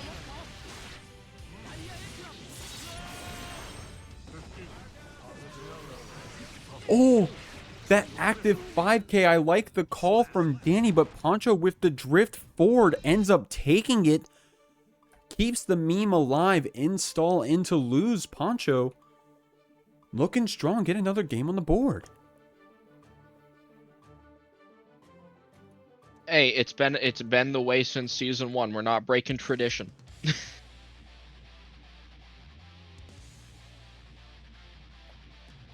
Hold on. Am I having a Mocha moment? Does Dragon install buff Kai's move speed? Does it? I don't know. I thought I saw Dany just dash across the screen. Usain Bolt. Oh, my man, he'd be wave dashing out here. Dany be out here wave dashing, DPing right through the eddy. Building back up that meter. Okay. There we go.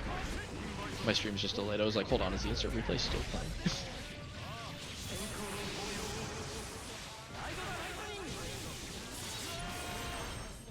Nice little ride the lightning there, riding it straight into a hard knockdown.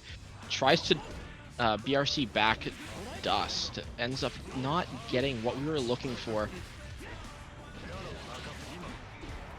Now it's Poncho that's on the low life situation, needing to make something happen. Oh, I like that. Dany running from each side of the screen here. Man, no install required. We're still wave dashing, man. We still got that move speed buff as long as we're Maza. Just needs that little move speed and that karate chop, run up chop. It's all we need. Man, I think Zato's a fan of Shark Week. Oh, Shark Week, man. I haven't heard Shark Week in a minute, bro. Neither have I. I feel like it just like faded into obscurity. Ancient Relic. Did the Zoomers know Shark Week? I don't even know. Dany right here trying to block out this Zato. The throw takes it. Moves us on the set point. Poncho looking clean. Dude, Poncho taking out Maza here would be kind of crazy. Not going to lie to you, at least in terms of the seeding. Poncho going crazy. Full burst, 6P whiffing. Dany capitalizing with a throw. I like the gold burst there to not have to deal with the charge stunage Oki, knowing that Dany was most likely going to press. Ends up getting a lot of nice meter for ourselves, letting us get that sword. And now it's hard knockdown, potentially a guess real life situation. Ends up blocking that dust. Can't block forever though. And doesn't let Dany burst. Goes for the super immediately. And as you said, Poncho, you know, just taking it over. It's going to be crazy for the seeding. This is what Marco was looking for. This is what the contribution, this is the support. SQ. Hopefully absorbed, you know, all the, like, it's like a spirit bomb, you know, all the positive energy. Yeah, in this case, the positive energy is a fat Benjamin. But you gotta Hey, sometimes it's all you need. Yeah, damn. Money is a hell of a motivator. But you have to get to that grand final spot if you're gonna get the biggest cut of it. Both of our players here in the running. Here's that sword letting us just run up. Looking reminiscent of season 4.0 before the patch where the optimal ram route was just doing Khoruh Rekka 1. Just keeping that pressure. Going for that 2k, 2k, 2k.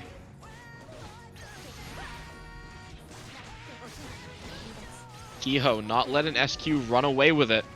Bringing the life total down a bit even. Ends up getting caught by the Capel. And that Artemis is going to take round 1. I wonder if Close Slash wouldn't have killed there, huh? You know, like, because the life was kind of close. So going for the Artemis, HeeHo able to take it. Great stuff. SQ fighting back, trying to get out of the corner. Back throwing HeeHo into the corner. Saying, you got to go where I was. Trade hit paying off for the Ramlethal here. HeeHo wants to burst. Yeah, I like what we just saw SQ did as well there. Saw that Millia was just trying to escape and decided to back up, meet HeeHo on the way down. Just, you know, smash a quick button on the landing. That tap dust finds its mark, and with the low life total, that should be round 2, and it is.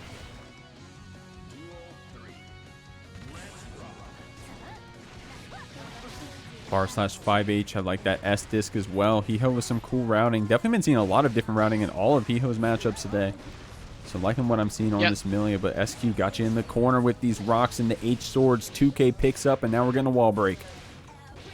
No wall break yet. We're just chilling out, keeping that corner pressure, waiting for those swords to come back. HeeHo takes the chance to escape, but we're still blocking Ram. Gets pushed to the corner, and there's the throw.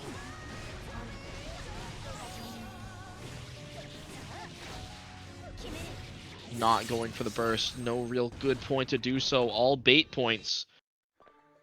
And SQ going to be taking game 1. I really like what SQ did with BRC there to, like, fix the combo. I don't know if that was a piece of the combo or if we were fixing it. That BRC, like, it was like a weird, like, BRC drift forward, but then she ran back. I don't know. That looked kind of sick. Fixing the combo, getting the first game. Loving what I'm seeing. 100%. I'm loving a lot of what I'm seeing as well from SQ there. Just a lot of awareness. But HeeHo, not to be counted out. Having some insane offense. Does that counter hit JH, setting up that disc. Oh, unfortunate for HeeHo. SQ decided to burst on that 2H hit, so HeeHo has to spend some of their burst with no reward. SQ jailing you in with these S and H swords, but you can't pick them up anymore, so you gotta wait for him to come back. SQ, of course, still waiting for that S sword. Look at the timer on it. HeeHo capitalizing, carrying her to the corner. Carrying to the corner indeed, but SQ just mashing, not getting caught by 6K.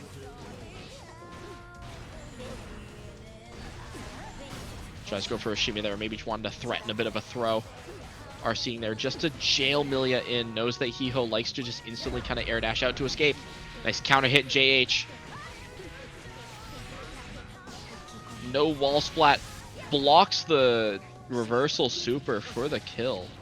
Oh, I forgot how to pronounce Calvos? Oh, Calvados. Yeah. Calvados? Okay. I'm used to Anchored Prince being my co-commentator. Shout out to Anchored Prince wherever you are, man. He's recovering from a fever right now. Hopefully he feels better soon. My man knows every move name, and he loves to tell you them. He'll tell you every Nagoriyuki move, and it's like, man, just call it a Beyblade. Come on. Hey, if you know the names, use them. They're named like that. You know, the devs were like, hey, it sounds cool. We're using it. Yeah, Medikit out here saying bonding and dissolving. Or whatever it's called. See, the thing is, I don't know if... I'm pretty sure that's key grab, but I also don't know if that's just install. Yeah, you know what? Yeah, I don't even know either. I'm just reciting it off the top of my head. SQ getting around here. We both got it wrong. It's Mordobato for the reversal. No way. Oh, shit. Reversal is Mordobato. Damn. Okay, well, Ren, you got the benefit of... You can double monitor Dust Loop, okay? I got an excuse.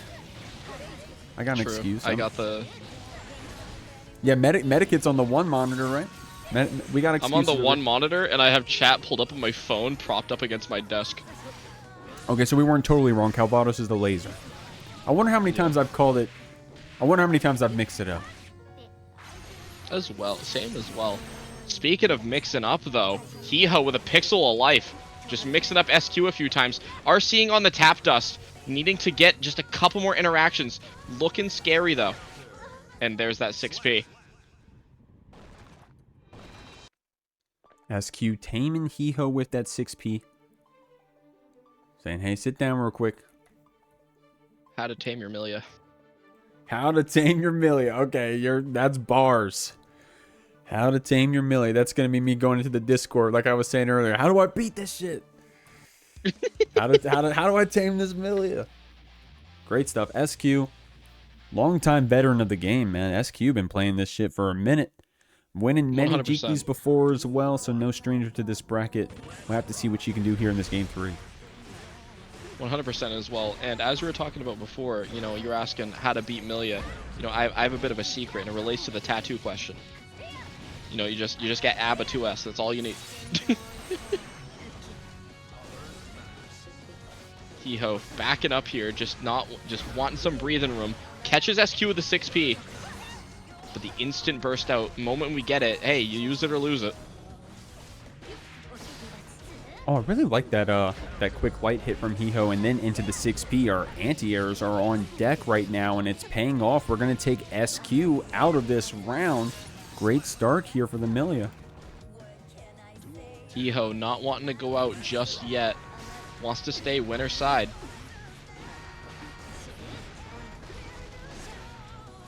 But SQ getting the ram pressure. Decided to try to run up a bit. HeeHo taking the chance to escape. And now we're just schmoving around.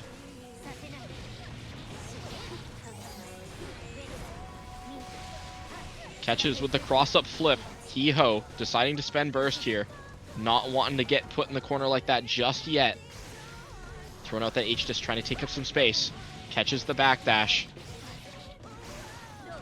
Alright, what are we doing? That's a throw. Meter coming up for Mortal Botto. Decides to RC there. Ends up working out as now we side swapped and now we're just keeping that corner pressure. It's looking scary for HeeHo. I was gonna say, I feel like we've swapped corner, like swapped YRCs, just taking turns, like every 3 seconds. Honestly, we've been seeing that a lot tonight, just in general, from a lot of our players and matchups. Seems to be a common occurrence here. HeeHo completely racked up on that risk, but does get out of the corner here against SQ. Gets a nice counter hit to take this game. HeeHo getting 1 on the board. And that was definitely a very scary situation to be in, because your risk is cranked, even so much as a tiny little hit, especially on that higher risk, and you're dead, especially on Millia, especially against Ram's character. But HeeHo, with amazing defense, just able to find that opportunity to get one on the board, and, you know, who knows, might see a reverse sweep, who knows. We'll have to see, man. HeeHo really strong on this Millia. Definitely no slouch. Definitely have seen them in this spot before here. Would love to see them go further, man. I wouldn't mind seeing a HeeHo winners finals. I'm not going to pick any names here, though. SQ, of course, love seeing her around on this Ramlethal. Great start here, up a game, and also getting a JP to keep HeeHo here in the corner, but Gold Burst comes out. Just goes for that close slash just to make sure SQ has to block in the air. Catches SQ on the landing, and now we're just having to deal with the Millia mix. That's a nice throw, going for that RC for the kill.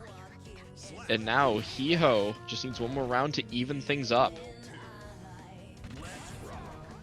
Oh man, HeeHo with a really confident run-up throw too. This is looking good. HeeHo running away with some of this momentum here, but SQ getting thrown around we're just hitting, a bit. We're hitting the Brain Destroyer. You know, just 7 throws. Nice little BRC forward there. I'm going to be honest, I was expecting another throw. Well, there it is. Yeah, Jarvis, throw this guy. Jarvis, put me in game 5. Damn, for real though, HeeHo actually just pressed, 6D 6 times. Very true. You know, HeeHo's win message in the room saying, you didn't block that. We couldn't. It's a throw. We got to tech those. All right, Medikid, you ready for the first one, Elphelt? Oh, no! Oh, no. Not swapping it. Okay. TSK Brian in chat saying, he throw. What's going on, Brian? Brian, I was glazing you earlier about Zato plays. Brian, are you here because... Have you seen Poncho, Brian? Do you see who's in winners finals, Brian? Anyways, guys, we're going to game 5. SQ and HeeHo going crazy. HeeHo with the he throws. Shouts to Tasker Brian. Awesome chat message. Awesome chat Do message. it again. HeeHo just doing that run-up throw again. Hey, if it worked the first time, it's not broke. Don't fix it.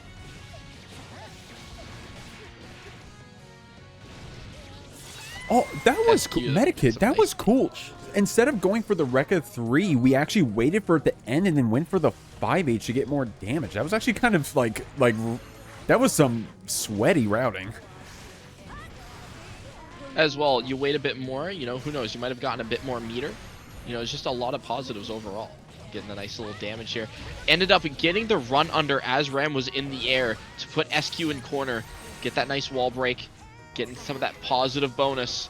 That burst coming back pretty quick here. Spending both the 100 meter to YRC. Waiting for that sword to come back. Both swords gone. Ram pressure still scary. One sword is back, spending it. You know what's scary is that flashing risk over there, but HeeHo in the face of this Ram pressure is blocking out like a madman. That was like 20 seconds of blocking to win the round. HeeHo, holy crap.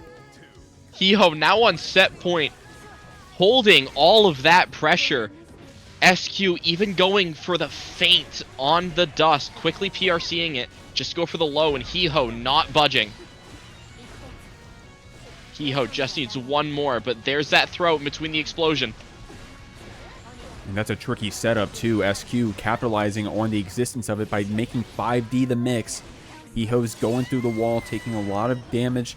Only a soft knockdown though, so we trade on that far slash. SQ trying to jail him with the JPs. HeeHo trying to jump around here a bit. H-Sword is going to jail us in. Rocks are coming out. HeeHo is blocking, man. Medikit, this is crazy. We're going to see the return of He defense. Never mind. Tenack in the chest and HeeHo more like he's him.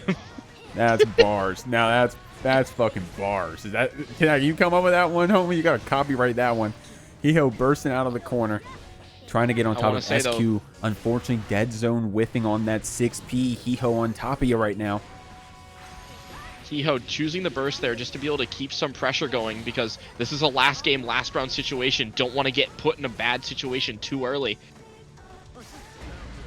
Tries to Estus, ends up getting caught by RamJH, but there's no route. The cross-up flip ends up hitting, though. Do we get enough meter? We do not, but there's that throw. Not going for an RC to kill. There's that deflect shield still hitting.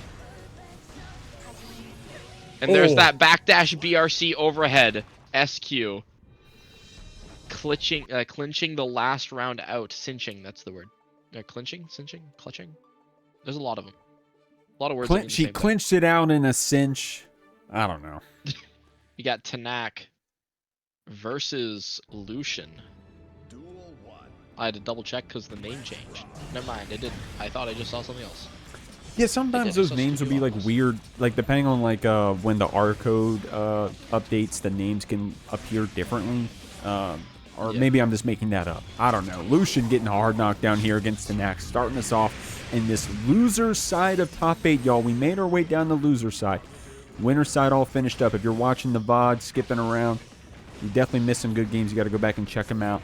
Right now, we got Lucien here on the Happy Chaos fighting against Tenack's Ramlethal. We just saw another Ram. Tenack with the second one. Tenack with a really good run last week, by the way, Medikit. I think we got 4th place or something. Oh, nice. Insane run. Tenack looking to either meet it or do better. And with a round like that against Lucien's Happy Chaos, that's a strong start.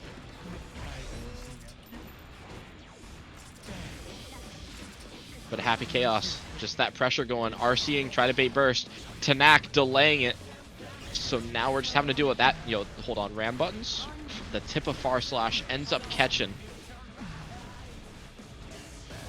Ram buttons go crazy. We'd always find a reason.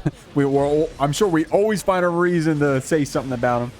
But right now, this Ram defense looking good. Nice 2K Abari to get out of the corner here against Lucien. We're going to take the wall splat right back for ourselves. This routing was really awesome from Tenack and a lot of damage to boot. Lucien does have a few bullets in the chamber and that tension. We're going to spend it on the BRC to fight back in Tenack. Windshield wipers does get canceled on the PRC. We're on top of you this season for Ramlethal looking good.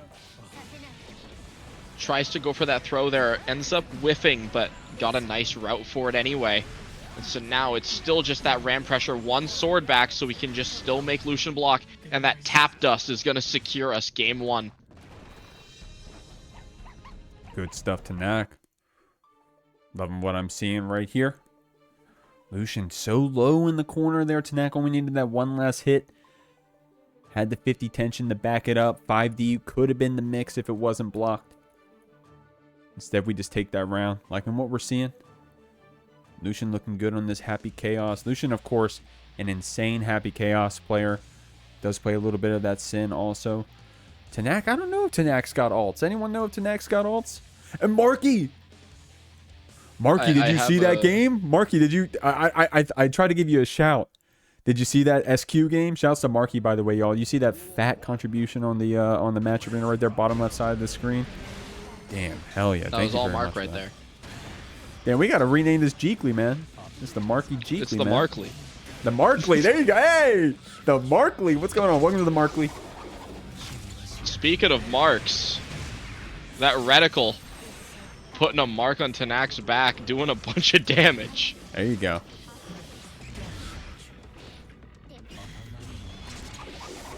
Also, with the names, I think it has to do with if the player changed the name recently, it updates it in the loading screen, but not in the actual game. Yeah, we had a one time. I don't want to say the player and be wrong, but I'll do it anyways. I think it was Megarura, and it was their name was something explicit about a certain Bleach character, and I was like, all right, maybe we change that name, and they did. That respectfully they did. But because of how the names kept like swapping, you know, how you were noticing this name bug, it was like, man, we didn't even change it. But the way I discovered this was the same situation, actually. there you go, there you go. Shouts to Megarura. I think they were in the bracket tonight on that Baiken, representing the suite. Winning the Jeekly before, by the way, I think, as well. So Nice. But here we go. Talking about winning the Jeekly. Lucien winning the Jeekly before as well, but getting perfected through the wall by this Tenack. This Ramlethal looking good, man. We are in the last round here. Lucien trying to fight back. Unfortunately, that burst getting baited. Tenack on a heater right now on this Ramlethal. More to Zato, because we know the move names now. Looking good. It's not Caldavos. Wonder if we'll see a Caldavos tonight. You know, it's definitely not a super that shows up as often, just due to how strict the conditions are for it to come out. Especially when you're playing Ram and you just kind of don't have the ability to have those swords out. But hey, those swords are sending Lucien through the wall to secure game 2 anyway, so Mortabato does the job. Man, Tenack on a heater right now. Looking so good, getting this perfect. The Ramlethal going kind of crazy, and this isn't the start of Season 4 Ramlethal, right? This is the Ramlethal that's gotten a few touches here and there, so it's a little bit different of a character. We're not talking about, you know, we're not talking about Boss Monster. We're talking about Tenack playing solid, playing well. We got to see what Lucien does about it. Yeah, this isn't a Ramlethal where your round start becomes just throw sword because it comes out even if you get hit. You know, this is a Ram where, you know, you just kind of have to play solid either way. Lucien definitely needing to make something happen here. Needs to just make that adaptation or just be able to adapt to the Ram. Looks like we're doing a nice job getting our offense started here, forcing Tenack to burst. Just needs to not end up getting caught up in the Ram gaming. Bit low on ammo here, but we're still in our pressure. That counter hit blue Wild Assault's gonna definitely helping us here. There's that nice little air backdash JH to do it. Hey, and Jeek, if you're trying to, you know, make a comeback, need to get that reverse sweep, the first round of game 3 being a perfect, that's gotta be, you know, a momentum booster. Yeah, it's got to feel good, man. Especially when you got a little bit of a resource lead too on the burst. Not so much on the tension, but we'll build it up in a second. Tenack does have 50 on their own. We'll have to see how they spend it. Maybe a tricky YRC. No, a back throw for a punish against Lucien here.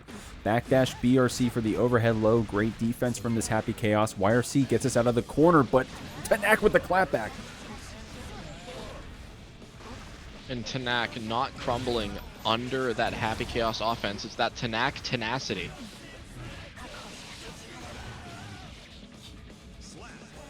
Closing out the round, just needs one more to take it 3-0 over Lucien.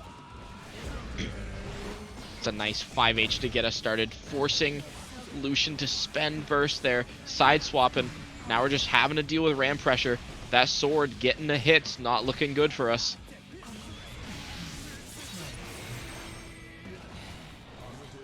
Swords are back, that meter's coming back, having to deal with the mix now. Could maybe see some flip RC shenanigans, just kind of whatever we're gonna see here. But Lucien getting a nice start up here. There's that J2K bounce into a Deus Ex Machina, quick little super. It was getting close, what do you think?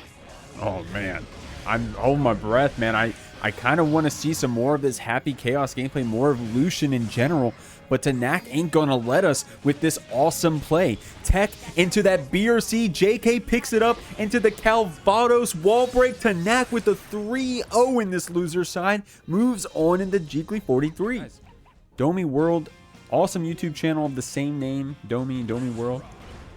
Gets people from all over the scene, playing different characters, talking about their characters, talking about matchups. talking about counterplay, and then Domi talking about the scene, talking about Strive in general, state of the game. So go ahead and check out their YouTube channel. Definitely got a lot of cool stuff. RedIAmNot, if you're watching the VOD, you saw them earlier.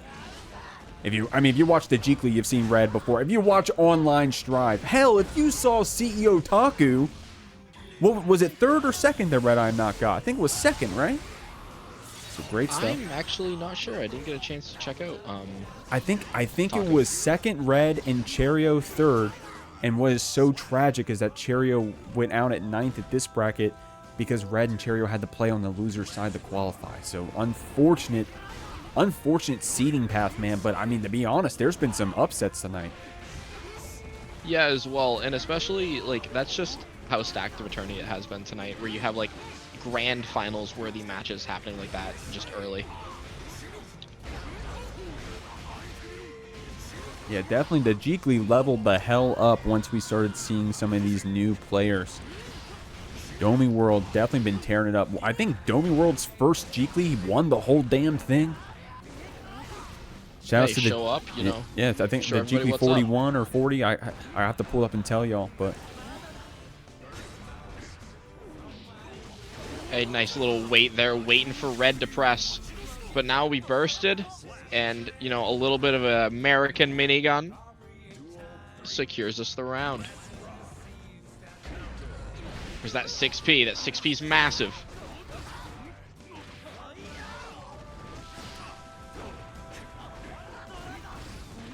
ooh, that was from the other side of the screen, Medikit. I wouldn't have teched that one. RedIAmNot getting caught with this overhead. Domi going to the red RC. I like that. You know what's cool about going for the eat as well is that you like just naturally get some of that stamina back with the downtime as well. DomiWurld going to go ahead and take this first game with the Tyrant Barrel sweet spot. Great stuff on the Sin. And 100% as well as you said, but just eating the, you know, just stamina coming back as you're eating. That's something I like with a lot of, you know, if you're waiting for a resource to come back. If you choose an option that uses that bit of time you have in that wall splat, you get some time for yourself, as you said, to get that resource back, in Sin's case, get that stamina back to allow you to just kind of pop off and do whatever it is you need to do. Birthday Train is kind of a nuts song choice. It is. Yeah, I was about to say I was going to respond to Celestial because I mean, I've been commentating RedIAmNot Guilty Gear matches since the Jeekly 17. So I've been hearing this Birthday Train song for a minute. I'm going to be real. Hey, all I'm saying is if you have me on stream player one side, you're going to be hearing a lot of Drunkard does make wise remarks. There you go. That's because I have Liquor Bar and Drunkard modded over it. I think we all got like one or two favorite songs. I want to say I was watching TNS once, and I don't remember who Razzo was playing against, that is, or rather who she was even playing. But the song Home Sweet Grave was playing. I didn't know that was the name. Jobber, I had to ask in chat, and then Jobber on commentary said the name. And Home Sweet Grave is a hell of a song, bro. It's if I remember correctly of what that if I remember what the song sounds like, it's kind of a wacky song as well. Yeah, it's like kind of one that I need to listen to more. It's yeah. It's like it is a Game 5 sort of song. I like it. It's fire. Yeah, 100%. It's a song I get confused a lot with. Sheep will sleep if you become fatigued. That is the title.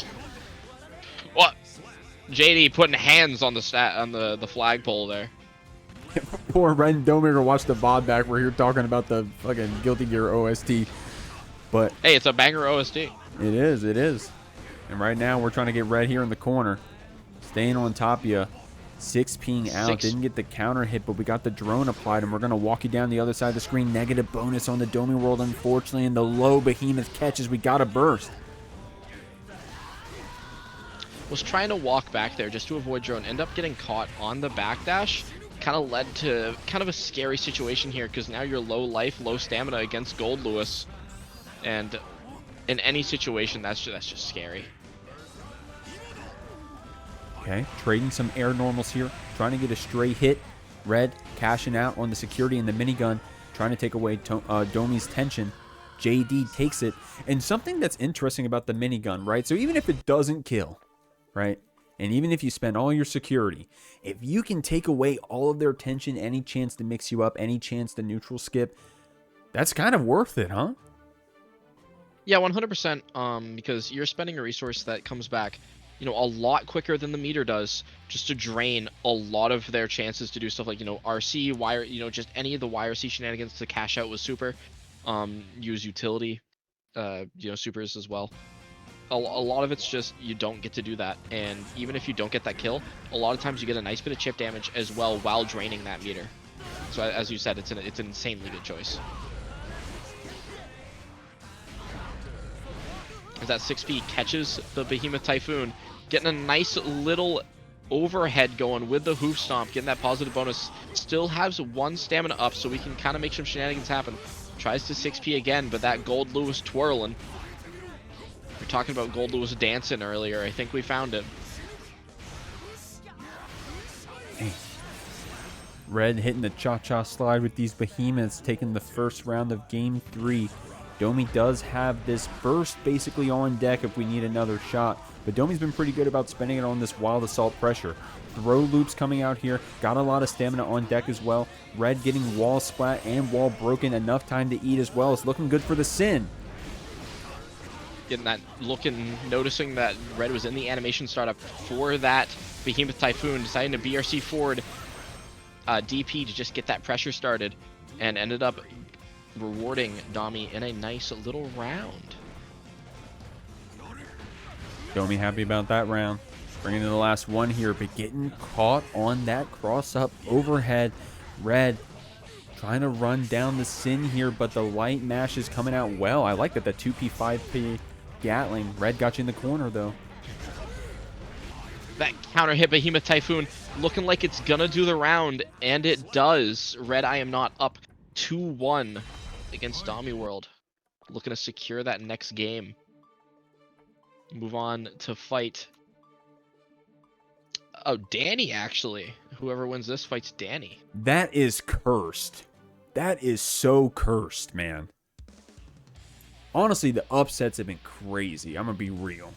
HeeHo moving on. Poncho moving on. No disrespect. That's just not what the seeding said. That's not what the seeding said. So, damn, having to play against Dany in losers quarters, bro, this path is cursed. It's 100%.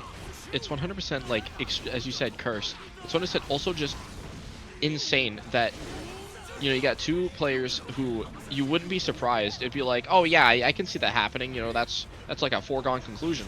To see like either RedIAmNot or Dany in that grand finals position, and we're only in losers quarters. Oh my god, we're here in losers quarters. Marky, I see those gift subs. That is so insane, homie. I'm not ignoring you. Those are insane. I definitely want to show some appreciation to those. Thank you so much, Marky. Here we are in game 4. Domi trying to finish this off against Red this round here. Red, of course, up a game. Would love to keep moving on through this bracket path if they can help it. The counter hit JH starts us off looking good, putting us on set point. RedIAmNot just needs to get one more round like that to move on to fight Dany. But Domi, playing Sin, wants a chance to fight the father, fight Kai. And this is a good start to it. Ooh. Ends up not getting the wall break. Yeah, unfortunately no sweet spot there, Medikit. But Red is still in the corner. Domi still got the pickup on, I think it was the 6K that we got the pickup on right there. Great stuff, getting the perfect. Yes. Still on set point for Red, but Domi with that clap back. DP's the Typhoon saw it come out and went, hey, you're not canceling it.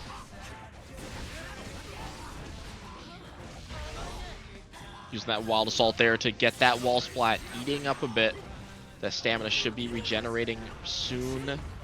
Just got to deal with that Goldlewis. Deflect shielding there to make the Behemoth whiff. And now we're dealing with Sin pressure. Red has meter, so we can just kind of make things happen. We have that reversal super on deck, blocking all the Behemoth cancels. Security cancels, sorry. And that's risk pretty cranked from seeing all those Behemoths. Ends up getting caught by drone, and Red moves on. And this is unfortunately a team factor team kill, man. Check out those TF tags. Team factor, a little bit of a rebrand recently here in the FGC. Team Factor, of course, a new... Team Factor is their own esports org, and then Team Factor FGC is a new branch of them. And if I'm wrong on that, my bad. But here we are. Tenack getting set them voices here by HeeHo, trying to keep Tenack here in the corner. Of course, we had some play against a Ramlethal earlier, so we get another chance at it.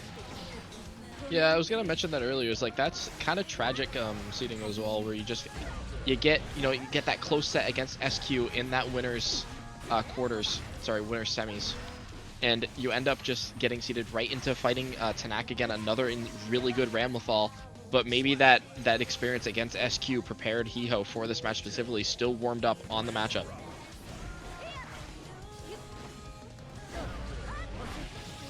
Nice little movement here. And then having to spend burst, not wanting to have to deal with Millia setting up any mix. End up getting caught anyway. There's that winger.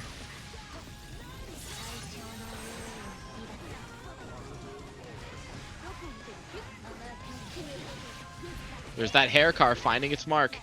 And that's damage. And that'll be HeeHo taking it a very quick, a nice perfect for the last round of game 1. Man, that was looking really strong right there for HeeHo. I'm just going to keep it a buck with you. That routing was cool. I like that. The 2P, 6P Gatling, the Mirage canceled to stay on top of you.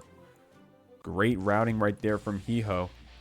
Now, of course, repping those same tags, man. Tenack and HeeHo have been able to play a few games before. I want to say that they've actually also been... This may be a rematch from a previous Jeekly set. Or at least I wouldn't be surprised. If I was more confident, I could probably lie and tell you that it did happen. You wouldn't question me. Here we go, game 2. I wouldn't question you indeed. And look at the pressure. We're getting more throws in here. He-throw. The he-throw, man. He-throw, and then what was the Tenack joke? Tenacity. Tenacity. There you go. Yeah. All right, who's battle for who's got the better joke with the names? Is Tenack Tenacity with it, or is HeeHo he him? There we go. Oh yeah, he him. That's right. Yeah. Not he throw. He him. I like that. Hold on. I'm having a little fun here. Okay, one time. I'm gonna have a little fun here with the names. One time. Got the Capel down. Going for that 2K to finish off this round. HeeHo looking good right now.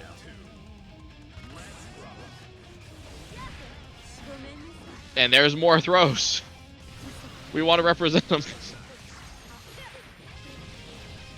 Get that nice wall break there. Choosing not to spend burst. Keeping it for a rainy day. Not wanting to get baited. Ends up getting caught by the S-disc. Nice confirm. Tries to go for a little cheeky dust in neutral. But ends up getting a nice route here. And I thought we were going to see the Septum Voices. We are not. It needs one more hit or throw. VRCing there. Choosing the burst. It needs just that one more hit to do it. And that far slash will take it. HeeHo up 2-0 over Tenacity. I love that. Tenacity. It's looking good right so far, man. Liking what I'm seeing. Wanting to burst out that 2S hit. Once Tenack got low like that, man, it was kind of hard to deal with going forward. All HeeHo had to do was be patient. That's what we did. Took that game. Tenack on tournament life here, y'all. Just a reminder, we are in top 8 of the Jeekly 43 of free-to-play. Enter Jeekly, goddamn, Guilty Gear Strive tournament every Friday at 8 p.m. EST. But we are in the loser side. So if you go out now, that means you're going home tonight. Tenack definitely doesn't want that to be them just yet. Of course, they got to get through their teammate HeeHo here. 100%. And even as well, if you go home in the loser side here, getting top 8 in the Jeekly is no easy feat. It's still an insane accomplishment.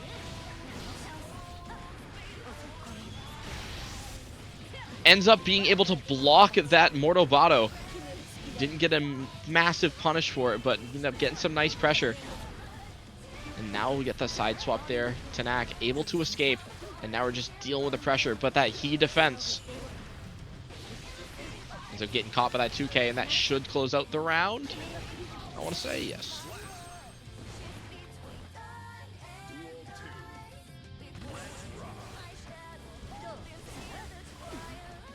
Nice little 2P, sorry, JP, JK.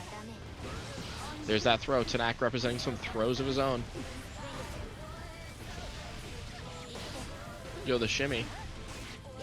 Speaking of tweets, we saw, Jeek, I saw the, what was it, Lucien post, the return of shimmy neutron, and that's just become a pillar of my vocabulary ever since. The shimmy neutron, love that. Definitely love the shimmy neutron. Sorry, yo, I accidentally was putting some of the replays up there at the end. Replays are kind of cursed right now. No big deal. Tenack getting this. First game on the board here against him. And the shimmy neutron, man. Oh my god. You know which one that I like is I heard Pariadox one time said that Stun Dipper RC was the Disney Fast Pass. Which that's true. Skip the line. Yeah, go straight to winners. There you go. Yes, exactly. Skip the line. Go straight to... Yeah. There you go. Pariah will be proud. Yo, nice counter hit 6H round start. Wonder if we'll see the most brave round start of just run up throw. That run up throw. We've been getting crazy with a lot of the run up throw games earlier. I mean, what was it? It was 100%. HeeHo in that goddamn, that SQ set. We had 6 throws or something like that. Yeah, the brain destroyer round. There you go. The brain. That's right. I gotta remember that one. Brain destroyer. But Tenack not going out just yet. Taking round 1 of game 4. Looking to make it game 5. And one thing as well, with this being a team kill, one thing that comes up is you end up having players that have probably played against each other a fair amount. So you're also like automatically on that higher layer of play. You're on that like layer 2, layer 3 already because, well, you know, you just know what the player likes to do. Right now, HeeHo is liking these H-disc setups to nasty. Wire seeing to get out of the corner. S-sword to keep that combo going. Windshield wipers, no cancel. Didn't have the tension to keep it true afterwards, but from all the way across the screen, we are on top of HeeHo. YRC whiffing, still got you in the corner. One more hit will do it, but the RCs get traded back and forth. Ends up spending the meter, ends up getting caught by that 6P either way, and HeeHo taking round 2. HeeHo now on set point. Tenack fighting for their life.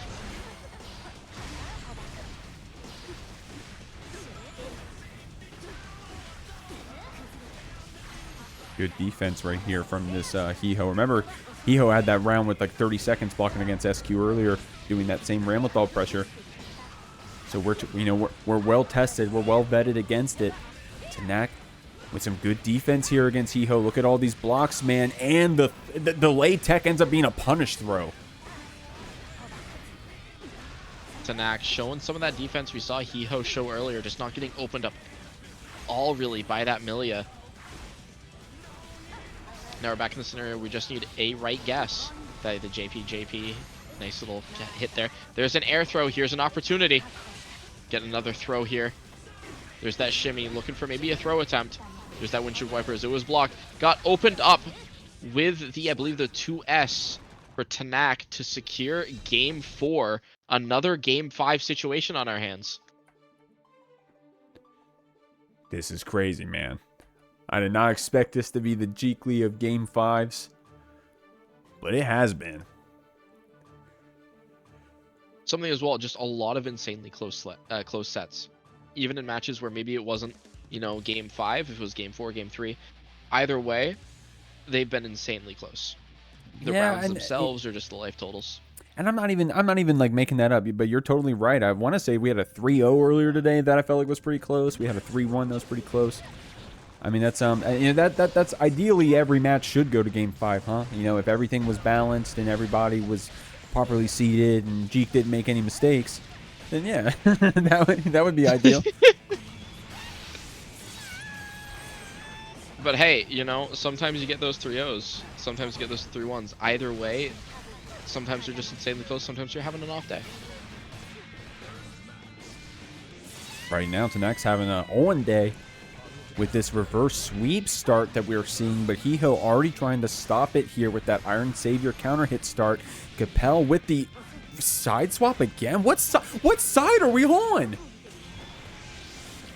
I don't know. All I know is we're on the side that's going through the wall with some nice winger damage. Hard knockdown, but 100 meter on deck. We can just force Mordobato like this. But HeeHo not getting opened up, so now we've spent our meter. Ends up getting caught by Haircar, spending burst, wants to secure the round. HeeHo just moving around. Needs to get one stray hit in. Well, Tenack's just struggling to catch Millia. Gets that opportunity. Now HeeHo's in ram pressure, and that tap dust is going to do it. Tenack on set point. Man, Tenack definitely happy about taking that round regardless of spending that burst. Definitely got a little antsy there. I mean, or the opposite of antsy. Really patient from both of our players trying to get a hit in. Of course, this round looking pretty explosive. HeeHo on top of you with that Capel TK. Going to get the wall break here and the hard knockdown to boot against HeeHo. Looking good for this Millia. Looking good indeed, getting a nice little crossover 2K there. I'm going to be honest, I got mixed. I didn't know what side that was on. Both players are now on set point. Last game, last round, winner moves on. These JH is going crazy. It was like 3 in that one combo. It felt like close slash. Catching the back jump from Tenack. Him baiting that burst and getting the wall break with the far slash. It got a little scary there for a second, but with a perfect regardless. HeeHo moves on 3-2. Names updated. All I'm seeing is Sajam. All I'm seeing is Sajam badges. I don't know what I'm looking at.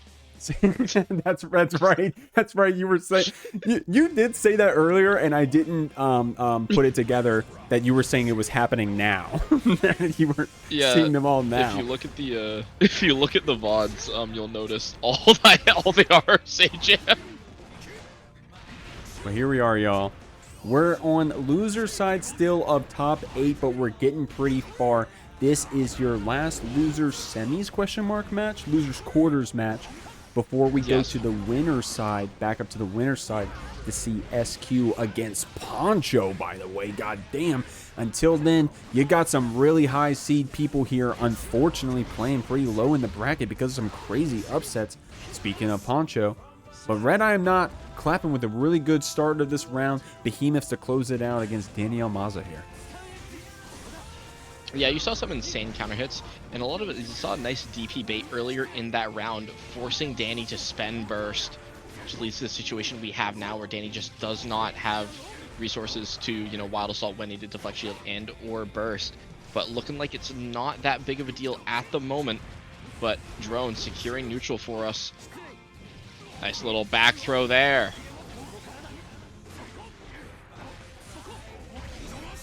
Something about Dany as well is Dany's able to just randomly make stuff happen. I've noticed, as we've seen just from like that Magic Pixel round as well before, like a couple of them I feel.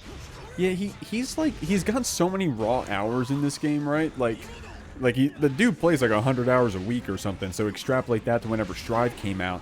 He's seen a lot of situations. He's been in every bad and good situation. Every hit has hit every character at different heights. So, he's just really good at just pulling out the combo he needs in the moment. And right there, you were talking about it on the Pixel. Dany coming back that round. Oh, my God. 100%. And if we're still doing the mnemonics, it's the Dany difference. The Dany diff. The low diff by Dany. Setting up that shock state. Or we're just chilling out here. Dany's able to switch up just from being as patient as needed to playing 1,000,000 miles a minute, and that's something I really like about watching Dany play. And so they give you some history on this matchup, okay? So towards the end of Season 3, great stuff right there, Red taking his first game. Towards the end of Season 3, Dany was playing a lot of Bridget.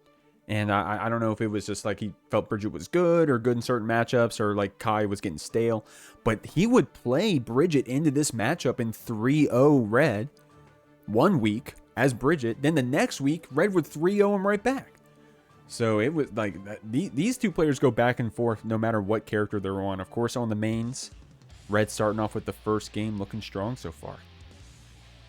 100%, yeah. And RedIAmNot as well, just an insanely strong player. Just consistently has, you know, insane showings. If you have a top 8, if you look at an online top 8 graphic, you know, you're probably going to see Red there, much like Dany. So it's kind of a battle of the giants here. Nice little far slash counter hit, waiting it out after that far slash. Waiting for Red to press. Red pressed indeed. Getting a nice little side swap. Red now securing the offense here. Getting a nice little wall break. That's a lot of damage.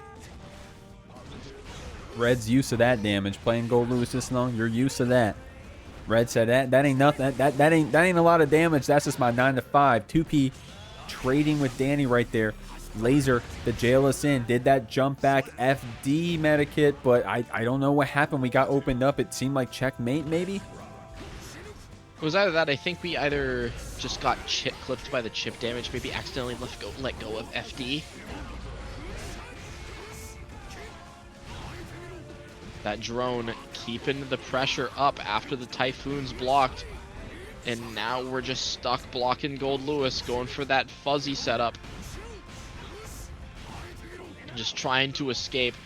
Finally able to get out. Goes for the back throw. Now we're just blocking Dany. Gets that counter hit 2S. And look at the Sacred Edge damage. Sacred Edge damage. Hard knockdown. Positive bonus. Shock state. What more could you ask for? Gonna get you in this Vapor Thrust combo with the Shock state. Not enough to kill though. So Red has another chance here? Yeah, I think Red definitely does have a pretty good fighting chance here as well, especially with making stuff happen like this. Tries to go for the burst bait, but the DP ends up finding its mark. Dany not biting on the bait. Okay, so that is like some layer 400 shit, because of course you burst there. Of course you would. But Dany holding on to it, getting around, looking good. Bring us to the last round of this game too. Blocking out these overheads. Great blocks. Unfortunately, the low not connecting there for Red. But Dany's still in the corner.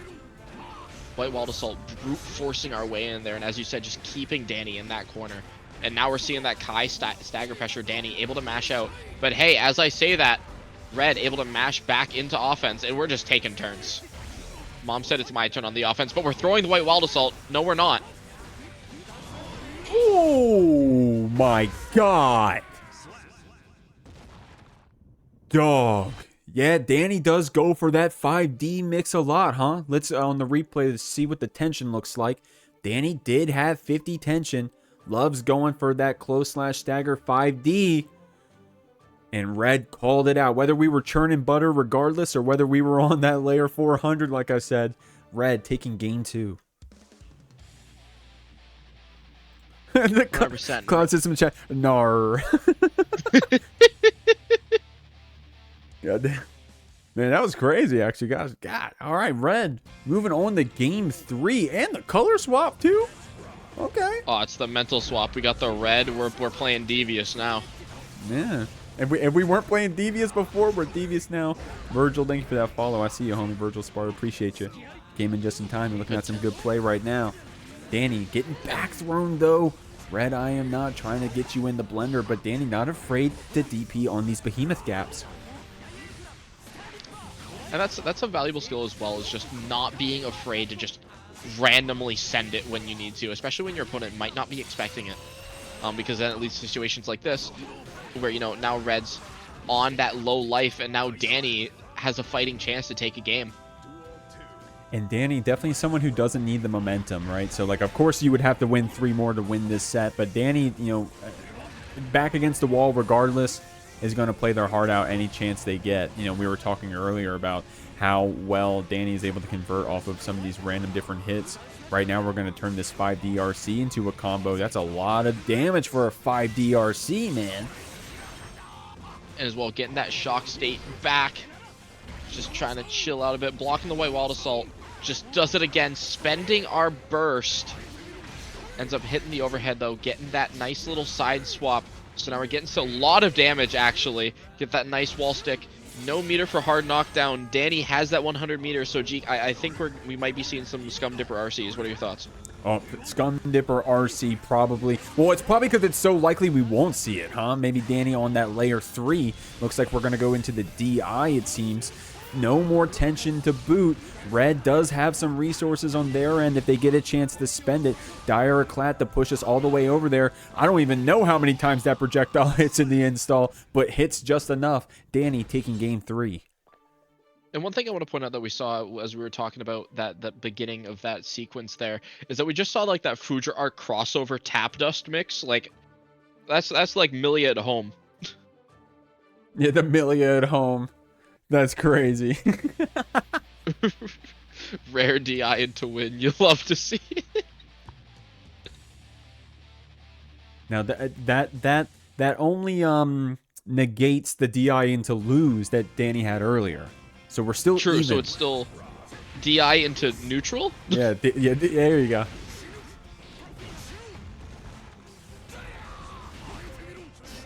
Now this ain't neutral. This is pressure.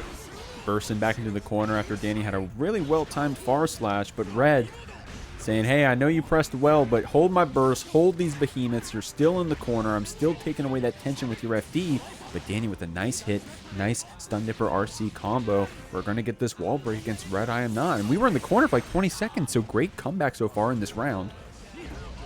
It's a nice Future Arc counter hit here, going for a nice cash out, getting some nice damage. Getting that hard knockdown. I'm gonna see if there's that reversal super, ends up be PRC in it. At least I saw the startup of it. I didn't know we had a 50 meter, 100 meter. Oh, There's that 2P behemoth. Man, Red is so good at placing those 2Ps, taking them to set point here against Dany Maza. That 2P, good Abari button, good anti-air button. Now Red, a good clash button apparently. This 2P going crazy. Nice backdash on the behemoth, letting us get this nice confirm here. Again, I'll say it again. I can't believe they looked at like Soul HVV routing and when actually Kai needs that. Yeah, give that to Kai. And it ended up blocking out that laser. Nice image, blocking the behemoth. Now we're just playing some footsies, forcing our way in with that white wall assault behind drone, so we couldn't really press. Man. And that wall stuck. Yeah, and look at how well. Oh wait, that wins! That wins! Oh my gosh! Hold on, what? RedIAmNot moves on over Dany to fight HeeHo in loser semis. Should be wall splatting in their appropriate combos, because it can change depending on, you know, distance, and I know the wall damage is a finicky thing even if you do understand it, so I don't know, man, it can be weird. Oh, 100%. And then here we got a fat raid from Dany. I feel bad for Poncho and SQ, but I gotta shout out this raid from Dany. Fat one, 51 dog. Amazing run, Dany. I was saying any other day you win this bracket, homie. So great stuff, and GG's to you, my man. Hope you had a good stream. And everyone who came in here, hope you guys had fun watching Dany. Make sure you give him a follow if you haven't. We're here watching 100%. SQ and Poncho fight it out in winner's side of the Jeekly 43.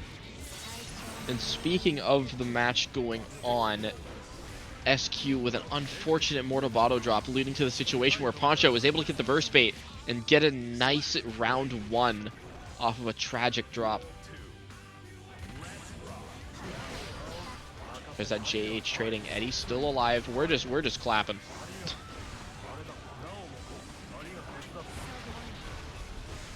Holding these rocks, S-Sword coming out, and I like that little shimmy right there. These good players are all ready for that throw tech window, or that jump window. I don't even know the counterplay. I asked Tenack once, I already forgot. So, nice shimmies from SQ. But SQ also really good at shimmies in general. You will see her just walk up and stutter step all the time. You saw it right there, that little bit of stutter step, waiting for Poncho to hang themselves so that she can get the kill. 100%. And there's Poncho, just, you know, content to stay patient, but just deciding, hey, now's the time I gotta mash, getting a nice counter hit 2D, setting up the sword. Now Eddie's back, having to block drill, and can't block forever, unfortunately. He ends up getting caught by the command grab. So now we're just dealing with the Eddie, tries to jump out, the flip gets blocked, sword thrown out, get the massive plus frames. Windshield wipers blocked. We have the meter to do it, and that'll take round 2. Bring it to the last round. This first game definitely off to a great start. I mean, I need at least this for my winners finals. A close match is all I need. Poncho getting that 5H OTG, getting these empty jump lows on SQ. Super for the hard knockdown as well. Poncho going to force me to learn Zato to commentate even if I can't play against it. SQ trying to block this out right now. And there's that air throw. Poncho taking game 1 against SQ's Ram on a perfect. That was clean, nice man. Air throw. Again, it's Poncho with the air throws. Poncho with the air throw. Some of our other players tonight have had some awesome air throws. I mean, I think even SQ had some air throws against HeeHo in their set. So, I mean, this has been the air throw Jeekly, man. I'm going to be real. The air throwly. I don't know where I was going with that. It's the Markly. It's the Mark. It's still the Markly. New branding. I gotta shout out Mark one more time, guys. Because SQ being on the screen, Mark put $100 in the prize pool, said SQ win this shit.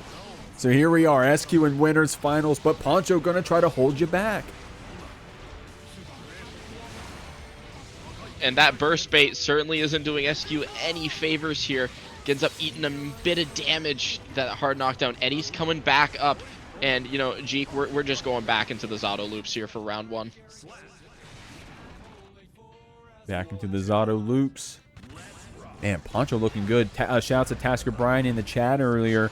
Said that he said, I've been saying that Poncho is the best Zato for months now. So here we are. Poncho, best Zato? Best Zato? Confirmed? We'll have to see. Of course, we only have one game on the board. We still got a few more sets to go. Even if he did win, SQ going to try to hold you back. Get on the other side. 2S to jail you in. H-Sword does get the pickup. What are you pressing? More Roboto for the hard knockdown. And we saw, as you said earlier, SQ doing that little stutter step. Maybe got Poncho to press there. Ended up eating the sword explosion.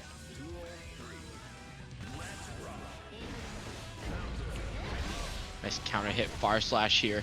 Get a nice route here. And honestly, that's just a lot of damage. That's just Guilty Gear damage.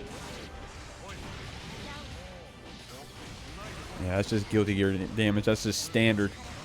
Double JP Red RC. SQ loves using that JP, man. I was talking about it earlier. Using those air-to-air confirms with JP is always so slick. SQ getting game 2 here on the board. Evening it up, and yeah, JP confirmed. They're just so nice. They're so clean.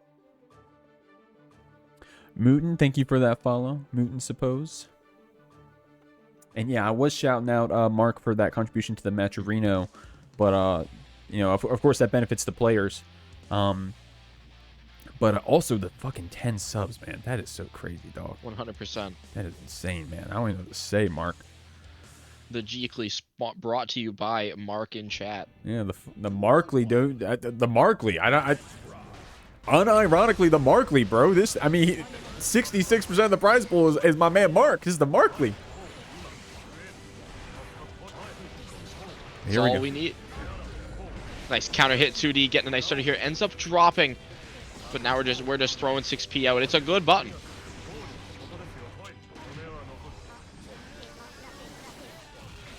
Now that Eddie's back, RC'd it again just to get that time. Ends up blocking the YRC again. And that's looking to be round 1. Good first round right here for the Zato. SQ, of course, already checking with that 2K, trying to go 2K 2D, checking on the Eddie. And now you got to wait for it to come back, but that counter hit 2S. SQ dancing around a bit, not getting grabbed, not getting caught up by this Poncho. Clapping back, dealing damage on top. This is a good situation to be in. 2K gets the pickup. We don't keep going for the combo. We go for the meaty rock instead, and it's all paying off here with the Mortabato hard knockdown. Hard knockdown, a lot of reward there, and off that, we get a nice little 2S into kill. Round 3. SQ looking to get up 2-1 against Poncho. There's that Brock coming out. We're pressing, maybe trying to move. There's that burst bait, and there's Mortabato coming out again for a nice bit of damage. That hard knockdown. Jeek, what are we seeing? I don't know. Looks like it's going to be this 2S5H SQ with that backdash BRC as well. We saw her pull it out in a clutch set earlier in a Game 5 situation. This time she's cashing it out a little earlier in the Game 3. But all worth it if you get the wins, huh? Great stuff. 100%. It's all worth it if you get that win. Who's still in right now? Currently, it is SQ and Poncho playing. But there's still HeeHo and RedIAmNot to play in losers semis. Yep, HeeHo, RedIAmNot, and Poncho SQ. Only players left in the bracket. All three of these players trying to fight for this prize pool money. We'll have to see what the cut ends up being here at the end. And we're just clapping. Ends up swapping out a pose for drills at the last moment there. A little bit of a fake out.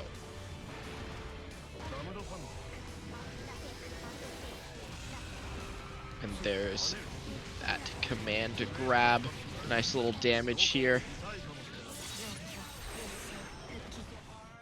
You know, Birthday Train was another crazy song choice. I don't know what this one is, but it also feels like a crazy song choice for Winners Finals. Yeah, I got my volume too low. I definitely do got a list of songs that I'd be pulling out in the grand finals. Not that I'm going to be playing in them anytime soon, but Poncho apparently is going to try to. Already got one game on the board here against SQ, a top-tier player of her own right, not just on the Ramlethal, but for Guilty Gear in general. Poncho fighting with this Zato, playing really well here, but SQ up a game, getting this counter hit JH, taking the burst from Poncho's pocket.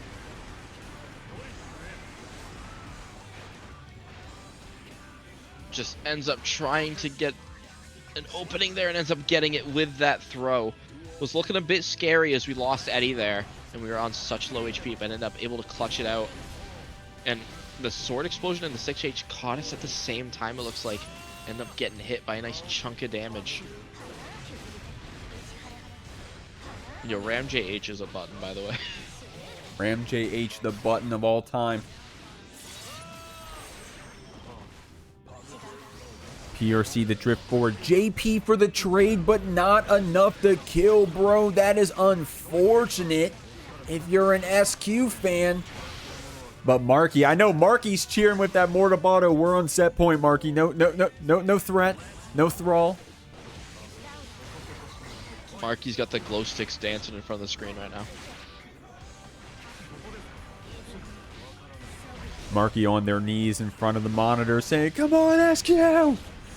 Poncho blocking out this H sword. S sword the boot.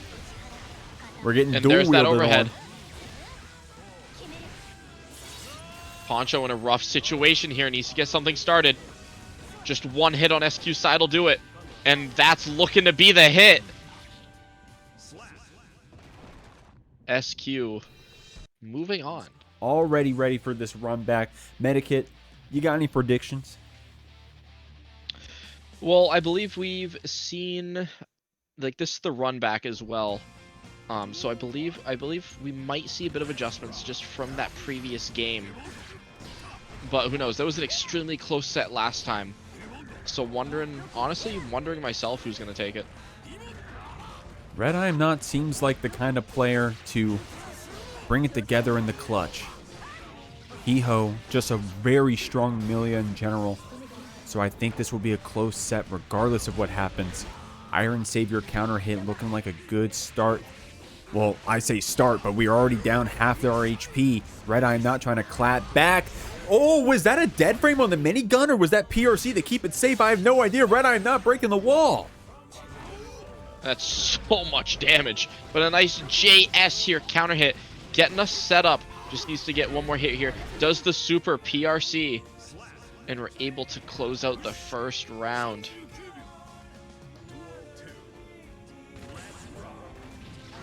Second hit of the 6H connects. HeeHo is going to take you to the corner, stagger you out with the 5K, but Red burst to try to get out. I like that check with the Behemoth, but HeeHo whiff punishes with the Iron Savior even through the drone. Red does get a chance to get here out of the corner. JD does counter hit. HeeHo with the soft knockdown, hard knockdown I should say. The burst has to come out or else we're going to get deleted. I like that 5K, just catching Millia, running up, trying to press.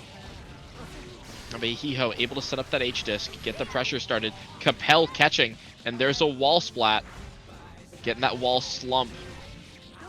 We're just coming through that Artemis wall break.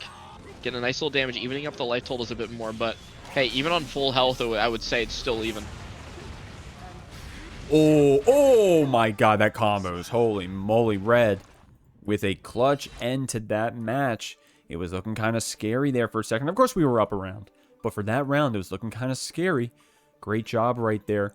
In the midst of all the confusion of the visual effects, gets the cross up overhead in the corner, gets the first game on the board against HeeHo and the Millia. Yeah, and again, as we were talking about earlier, just, you know, the difference between this set and the last set that they played, it's, I feel like we didn't see that trick last time. You know, we're bringing out everything. We're going into our bag of tricks.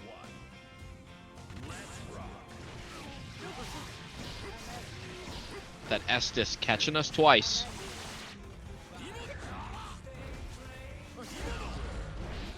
Goldlewis JD doing taxes.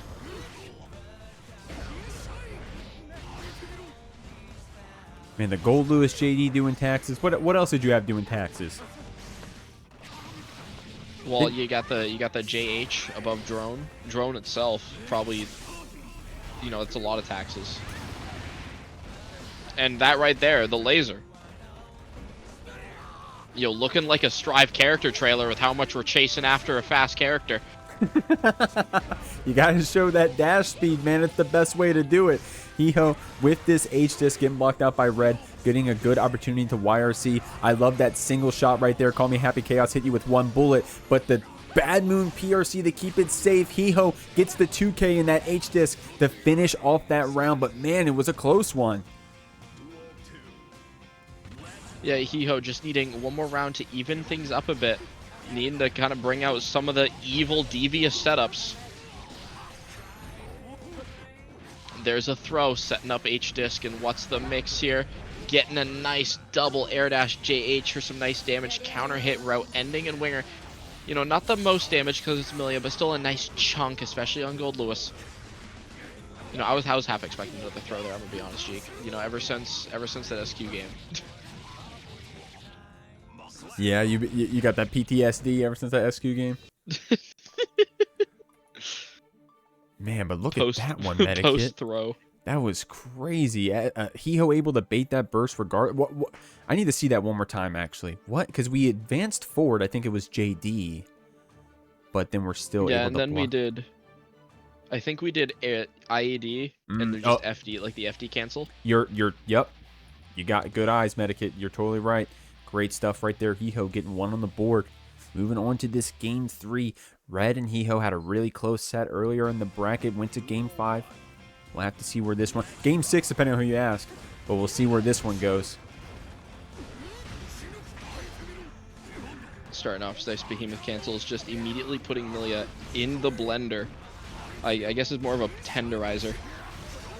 But still, look at the chip damage, that guard crush. That risk is being cranked. One hit'll do it at this point, even without a counter hit. And I don't even think we saw like a real full route.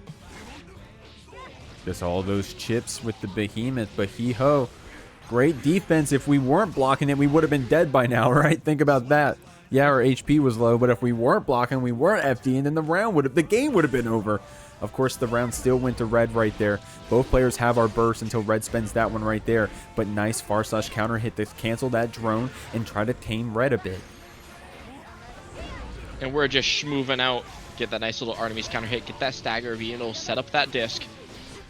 And we're just keeping that corner pressure. Red able to mash out, so we're spending burst to keep Red there.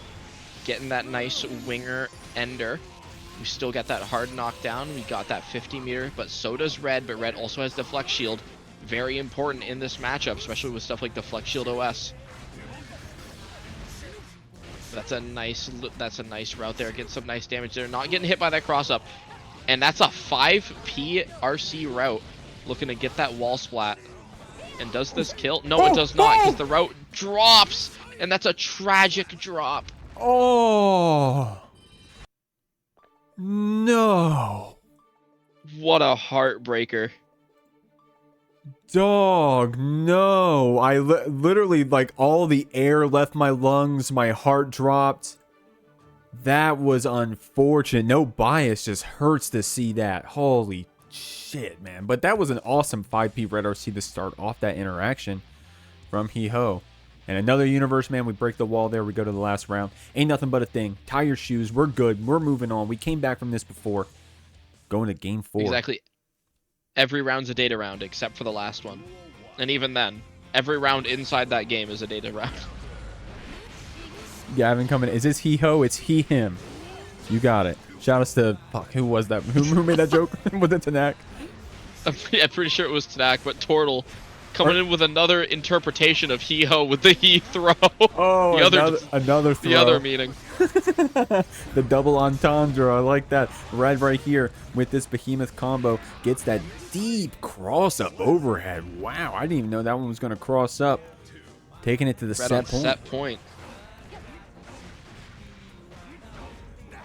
I like the patience we're seeing here, choosing to mash at very specific points. Just not wanting to get counter hit as we've seen before. Just kind of waiting it out, able to jump out, just trying to mash 6 speed, trying to catch Millia in the air. But, you know, can't be patient forever. Eventually you'll get caught. That's a lot of damage for Millia against Goldlewis, or at least in my opinion. 100%.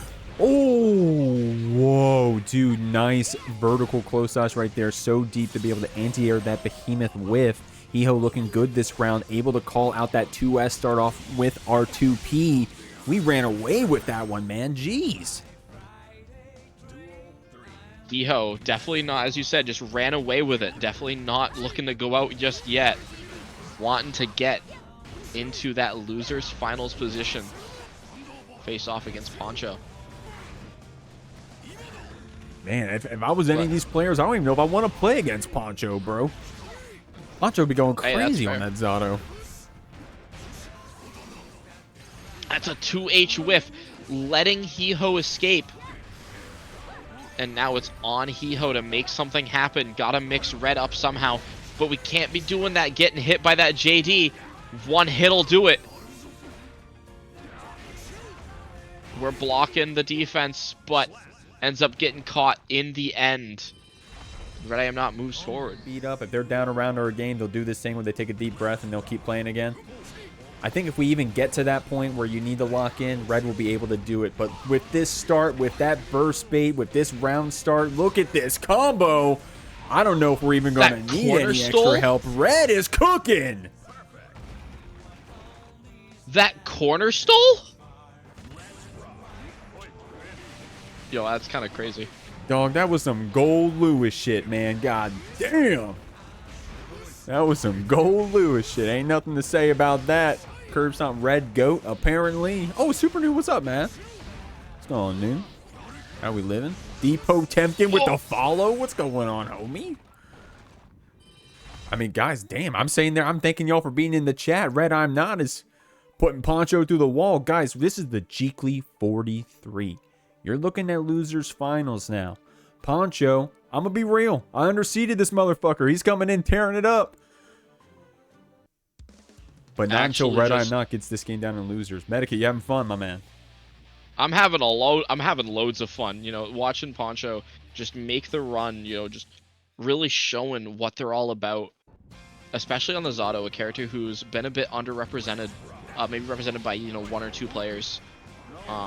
It's just been insane watching their performance. I'm having loads of fun. Here we go. This mix coming out. Oh, Poncho with the color swap, by the way. We went to a default. No longer pink Zato. Maybe that was the swap. Gotta match color palettes with the Goldlewis, you know, get the red and black going.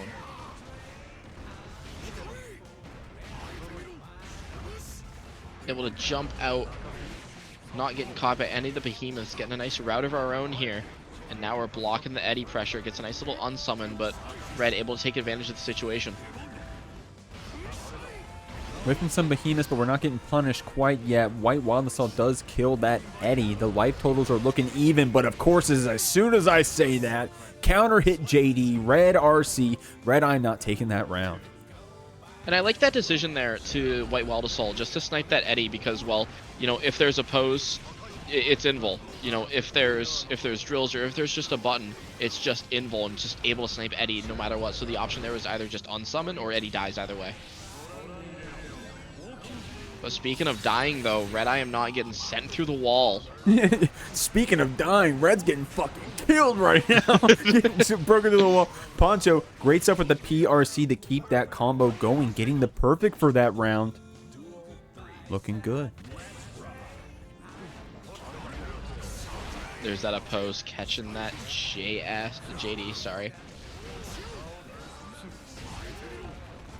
There's that behemoth. Goldlewis grab always looks so silly to me, but it's just, he's got like Souls grab, but just 3 times. It's like, hey, just little smackaroos. Jeekly went through a phase for a minute there where some of my mods were, you know, doing live stuff, IRL stuff, and my wife was helping me commentate, which was basically just her on camera. Anyways, I would ask her about what was happening on the screen. I'm like, hey, what do you think about Goldlewis? Oh, this big guy, he just headbutts people all day. I'm like, yeah, that's what he does. Yeah, that seems about right.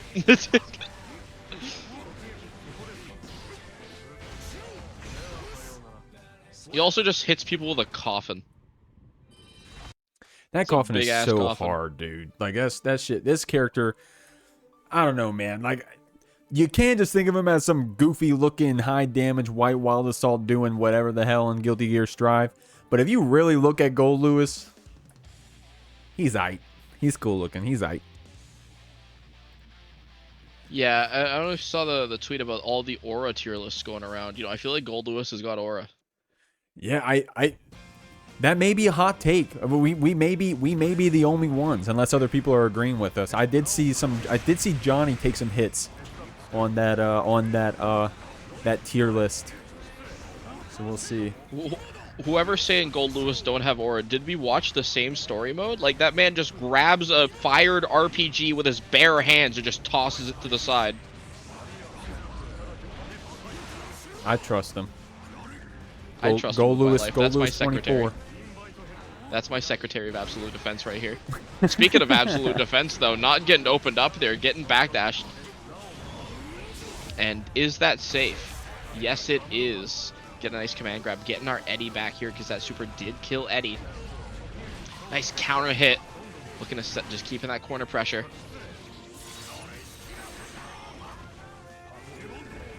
I like that from Red, keeping it cool, doing that jump back JD, just trying to check, trying to get a straight hit on Poncho. We were winning some rounds earlier with those JD hits, but with that BRC slowdown, Poncho gets the low after that double overhead. Minigun for that check. Red, I mean, you've been noticing that too, right? Red does the little minigun, just to check for the Eddie, just to see if he can't full screen knock out that Eddie. What a good adaptation. Yeah, that's something I was going to mention as well. We both noticed that it's just that quick little check for Eddie. We saw it work out previously, where just that quick little Skyfish fire ends up checking Eddie, and suddenly Poncho's in a really rough position where, you know, trying to play neutral against Goldlewis without Eddie, and it ends up in certain situations, well, it's similar to this, where you're just suddenly dead because you end up getting opened up because you end up having to play subpar neutral due to those tiny little checks. RedIAmNot on set point. They are playing out of their mind on this Goldlewis, trying to tame this Poncho. Poncho, outside of losing the SQ to be here in the first place in losers, has been on a tear with multiple upsets in their bracket path, making a hell of a work with this Zato. The only person that tamed them so far has been RedIAmNot with this RC combo. Drone to keep it going. You're in the corner, but that 2P mash was godlike. Oh, that nice little cross up there with that jump forward. Just needs one more, maybe 2 more interactions to do it. Do we get hit? Are we breaking the law? We're breaking the law. And Poncho, staying alive, sets it up 2-1. Dog, that was gap, man. That was crazy. Was that not cool? That was cool. Holy moly. Deciding to go for the double break the law there just to dodge that super. Insane awareness. Yeah, I would have been scared that I would have been too close to the Goldlewis. But not this time. Not this time. Our friend Poncho here. Gapo, apparently. What's going on? Poncho with the Gapo name? Okay. Poncho coming out. Frogs to keep back. RedIAmNot trying to block out these eddies. Getting a nice route here. Maybe drops the input there. Maybe going for sword. Ends up having to play neutral, not getting that wall break. But hey, we're chilling out. Got that opposed set up. Ends up getting clapped by counter hit JD there. And suddenly it's looking a lot more scary. What do you think? I mean, with that BRC, but I mean, dude, look at those blocks on the overheads from Poncho. I mean, even if it was scary, my man's defense is too good for it. Nice 6P on that JD as well. Red is here in the corner. One straight hit will do it, but Poncho's got you picked up and taking your burst for it too. God damn! Taking the burst and the round. Crazy play there. And one thing I like what I'm seeing from Poncho is in those rough scenarios where you don't have Eddie, but you need to contest a button, doing that quick little invite hell PRC so there's still something out while you can just kind of safely block. You're kind of just chilling out there. Ends up trading, maybe lets Poncho get out. No Eddie due to those quick little checks we were talking about. Drone set up. Oh, that defense was looking good there for a second. Set point for RedIAmNot, but Poncho brought it back in that last game. We'll have to see if they can do it again here to keep that sweep coming. We're getting picked up by Eddie right now, going for a reset. Tick throws are coming out strong as well. Red taking a decent amount of damage here, but now we're blocking out the pressure that we had the chance. Going for that sword. They're resetting the Eddie, but Red just mashing out, getting hit by that cross-up JH. I believe that's JH. It's either JH or JS. I forget which one it was.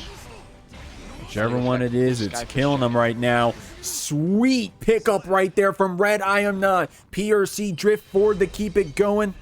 RedIAmNot takes the set 3-1, moves on. The Jeekly 43 all comes down to this. Hold on, did it load in for you? It did load in for me.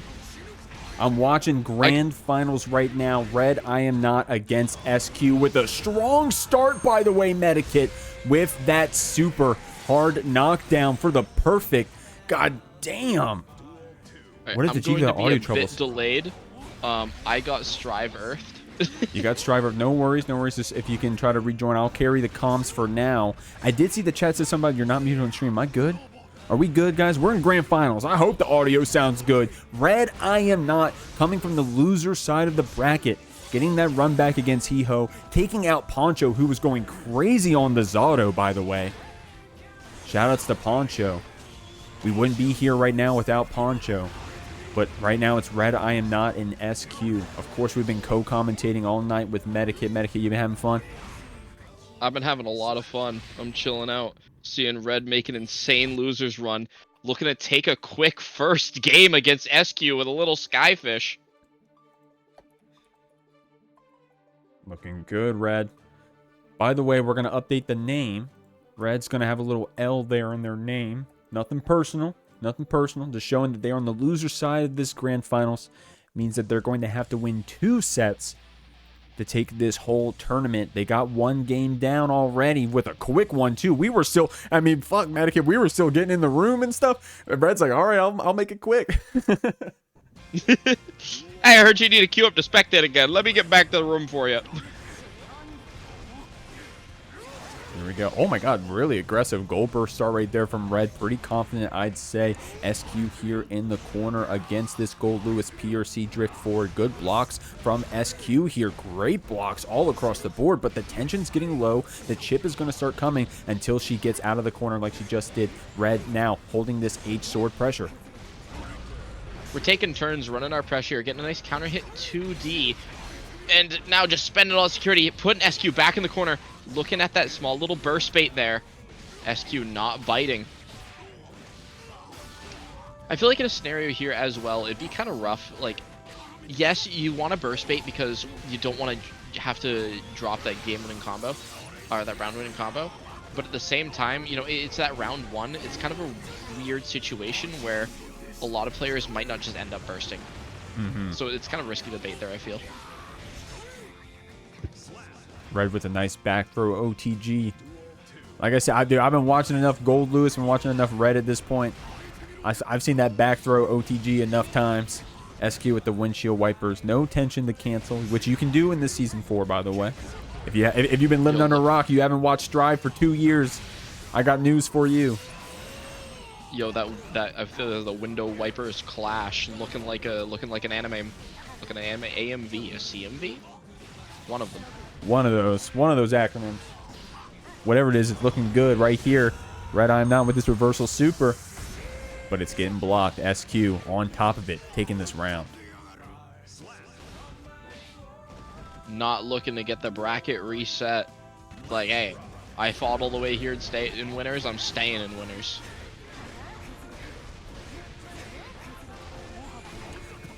Okay, I looked at the Discord. SQ had a message. So did you notice the room code medikit? Was anything funny about it?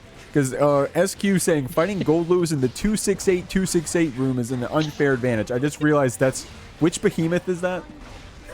I believe that's the one where he starts from swinging from the down there and just ends up going way up high. Okay. That one, I think it was that one right there. Thank you, Red, for showing 268.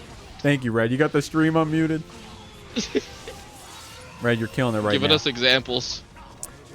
But SQ did get that wall break. H-sword pressure coming out. The empty jump low into Morta Bato. Not enough to kill, but basically a mental hit. Super PRC coming out from Red. Didn't fall over there, but SQ with that jump back JK gets the perfect. Nice little perfect to even it up there. SQ needing to trying to get back a bit of momentum. Evening it up, trying to, you know, not get that bracket reset. I do love Red's lose message. Just see me in an even matchup. Was it see me in an even matchup? Is that what it says? Yeah, it's to see me in an even MU. Before I knew who Red was, like before I watched a single RedIAmNot game, I want to say I saw a tweet from them once that was like, someone was like talking about Goldlewis, like talking shit, and Red was like, you press on minus 30 or something. Or no, what did they say? I'm messing up the joke. Point is that I knew that Red was like the Goldlewis frame data person on Twitter before I'd even seen him in a match, but hey, you get that knowledge from somewhere. Yeah, for sure. Definitely one of the oh, that nice little clash on the drone with that sword there, letting Ram just kind of ignore it entirely.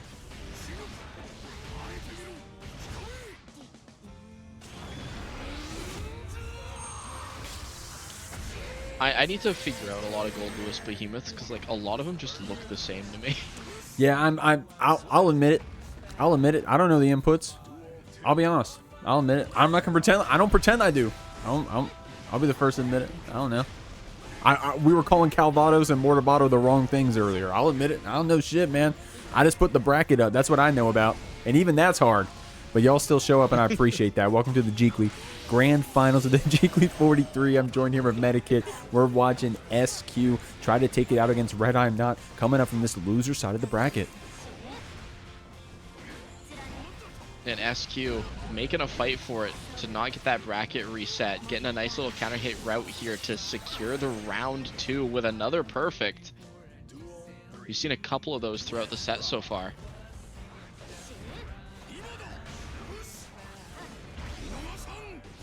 The bro said he don't know shit about moves. We here vibing. That's it. That's it. True. That's hey, me. we don't need to know anything about moves to vibe. I don't need to know the names or the inputs to gap, all I'm saying. I like that. SQ doing this air dash FD JK. The flex shield on the H sword blow up right there. Red with some cool defense. Ramlethal specific. That BRC slowdown lets us get that 2K in. Not enough to get the walls. Oh, okay, never mind. I thought we didn't get the link, but SQ playing out of her mind. About to get basically a perfect. Only lost a little bit of HP. Red getting another chance here, though. But we're in Mortal Bato range. Never mind, a far slash will do it. SQ moving up 2-1. Red needing to make something happen to stay in the bracket.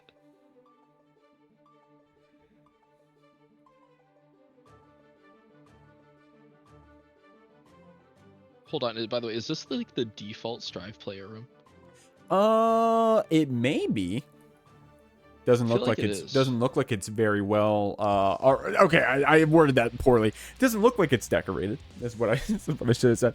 But Medikit, I mean, when we were, you know, I didn't organize my room for the Jeekly until like the Jeekly 20. I finally. You know, that's fair. Yeah, I mean.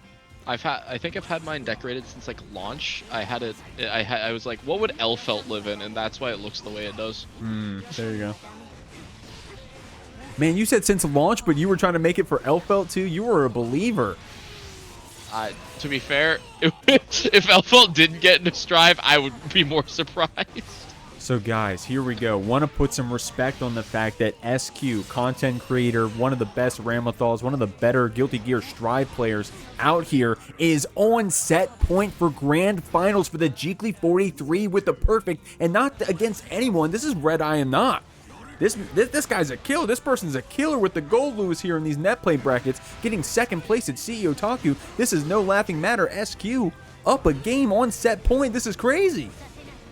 And one thing I want to say as well, it's not just one perfect. We've seen at least 3 perfects against a player of this caliber. SQ's playing out of her mind.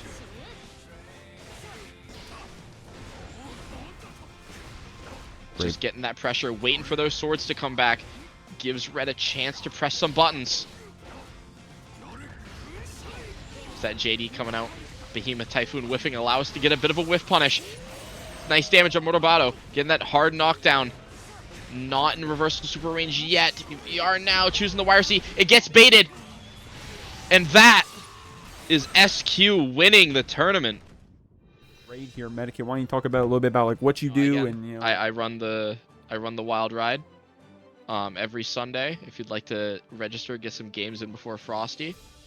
Insane killers in that bracket as well. I got SQ here on deck. She's ready. Guys, that was the Jeekly 43. There's going to be more to come. And as long as y'all keep showing up, we'll keep putting them up. So thank you for coming. Y'all all have a great weekend. And yeah, peace out. We got 5 seconds, so just awkward pause. Have a great night, everybody. Awkward wave. There we go. There we go. All right. See y'all.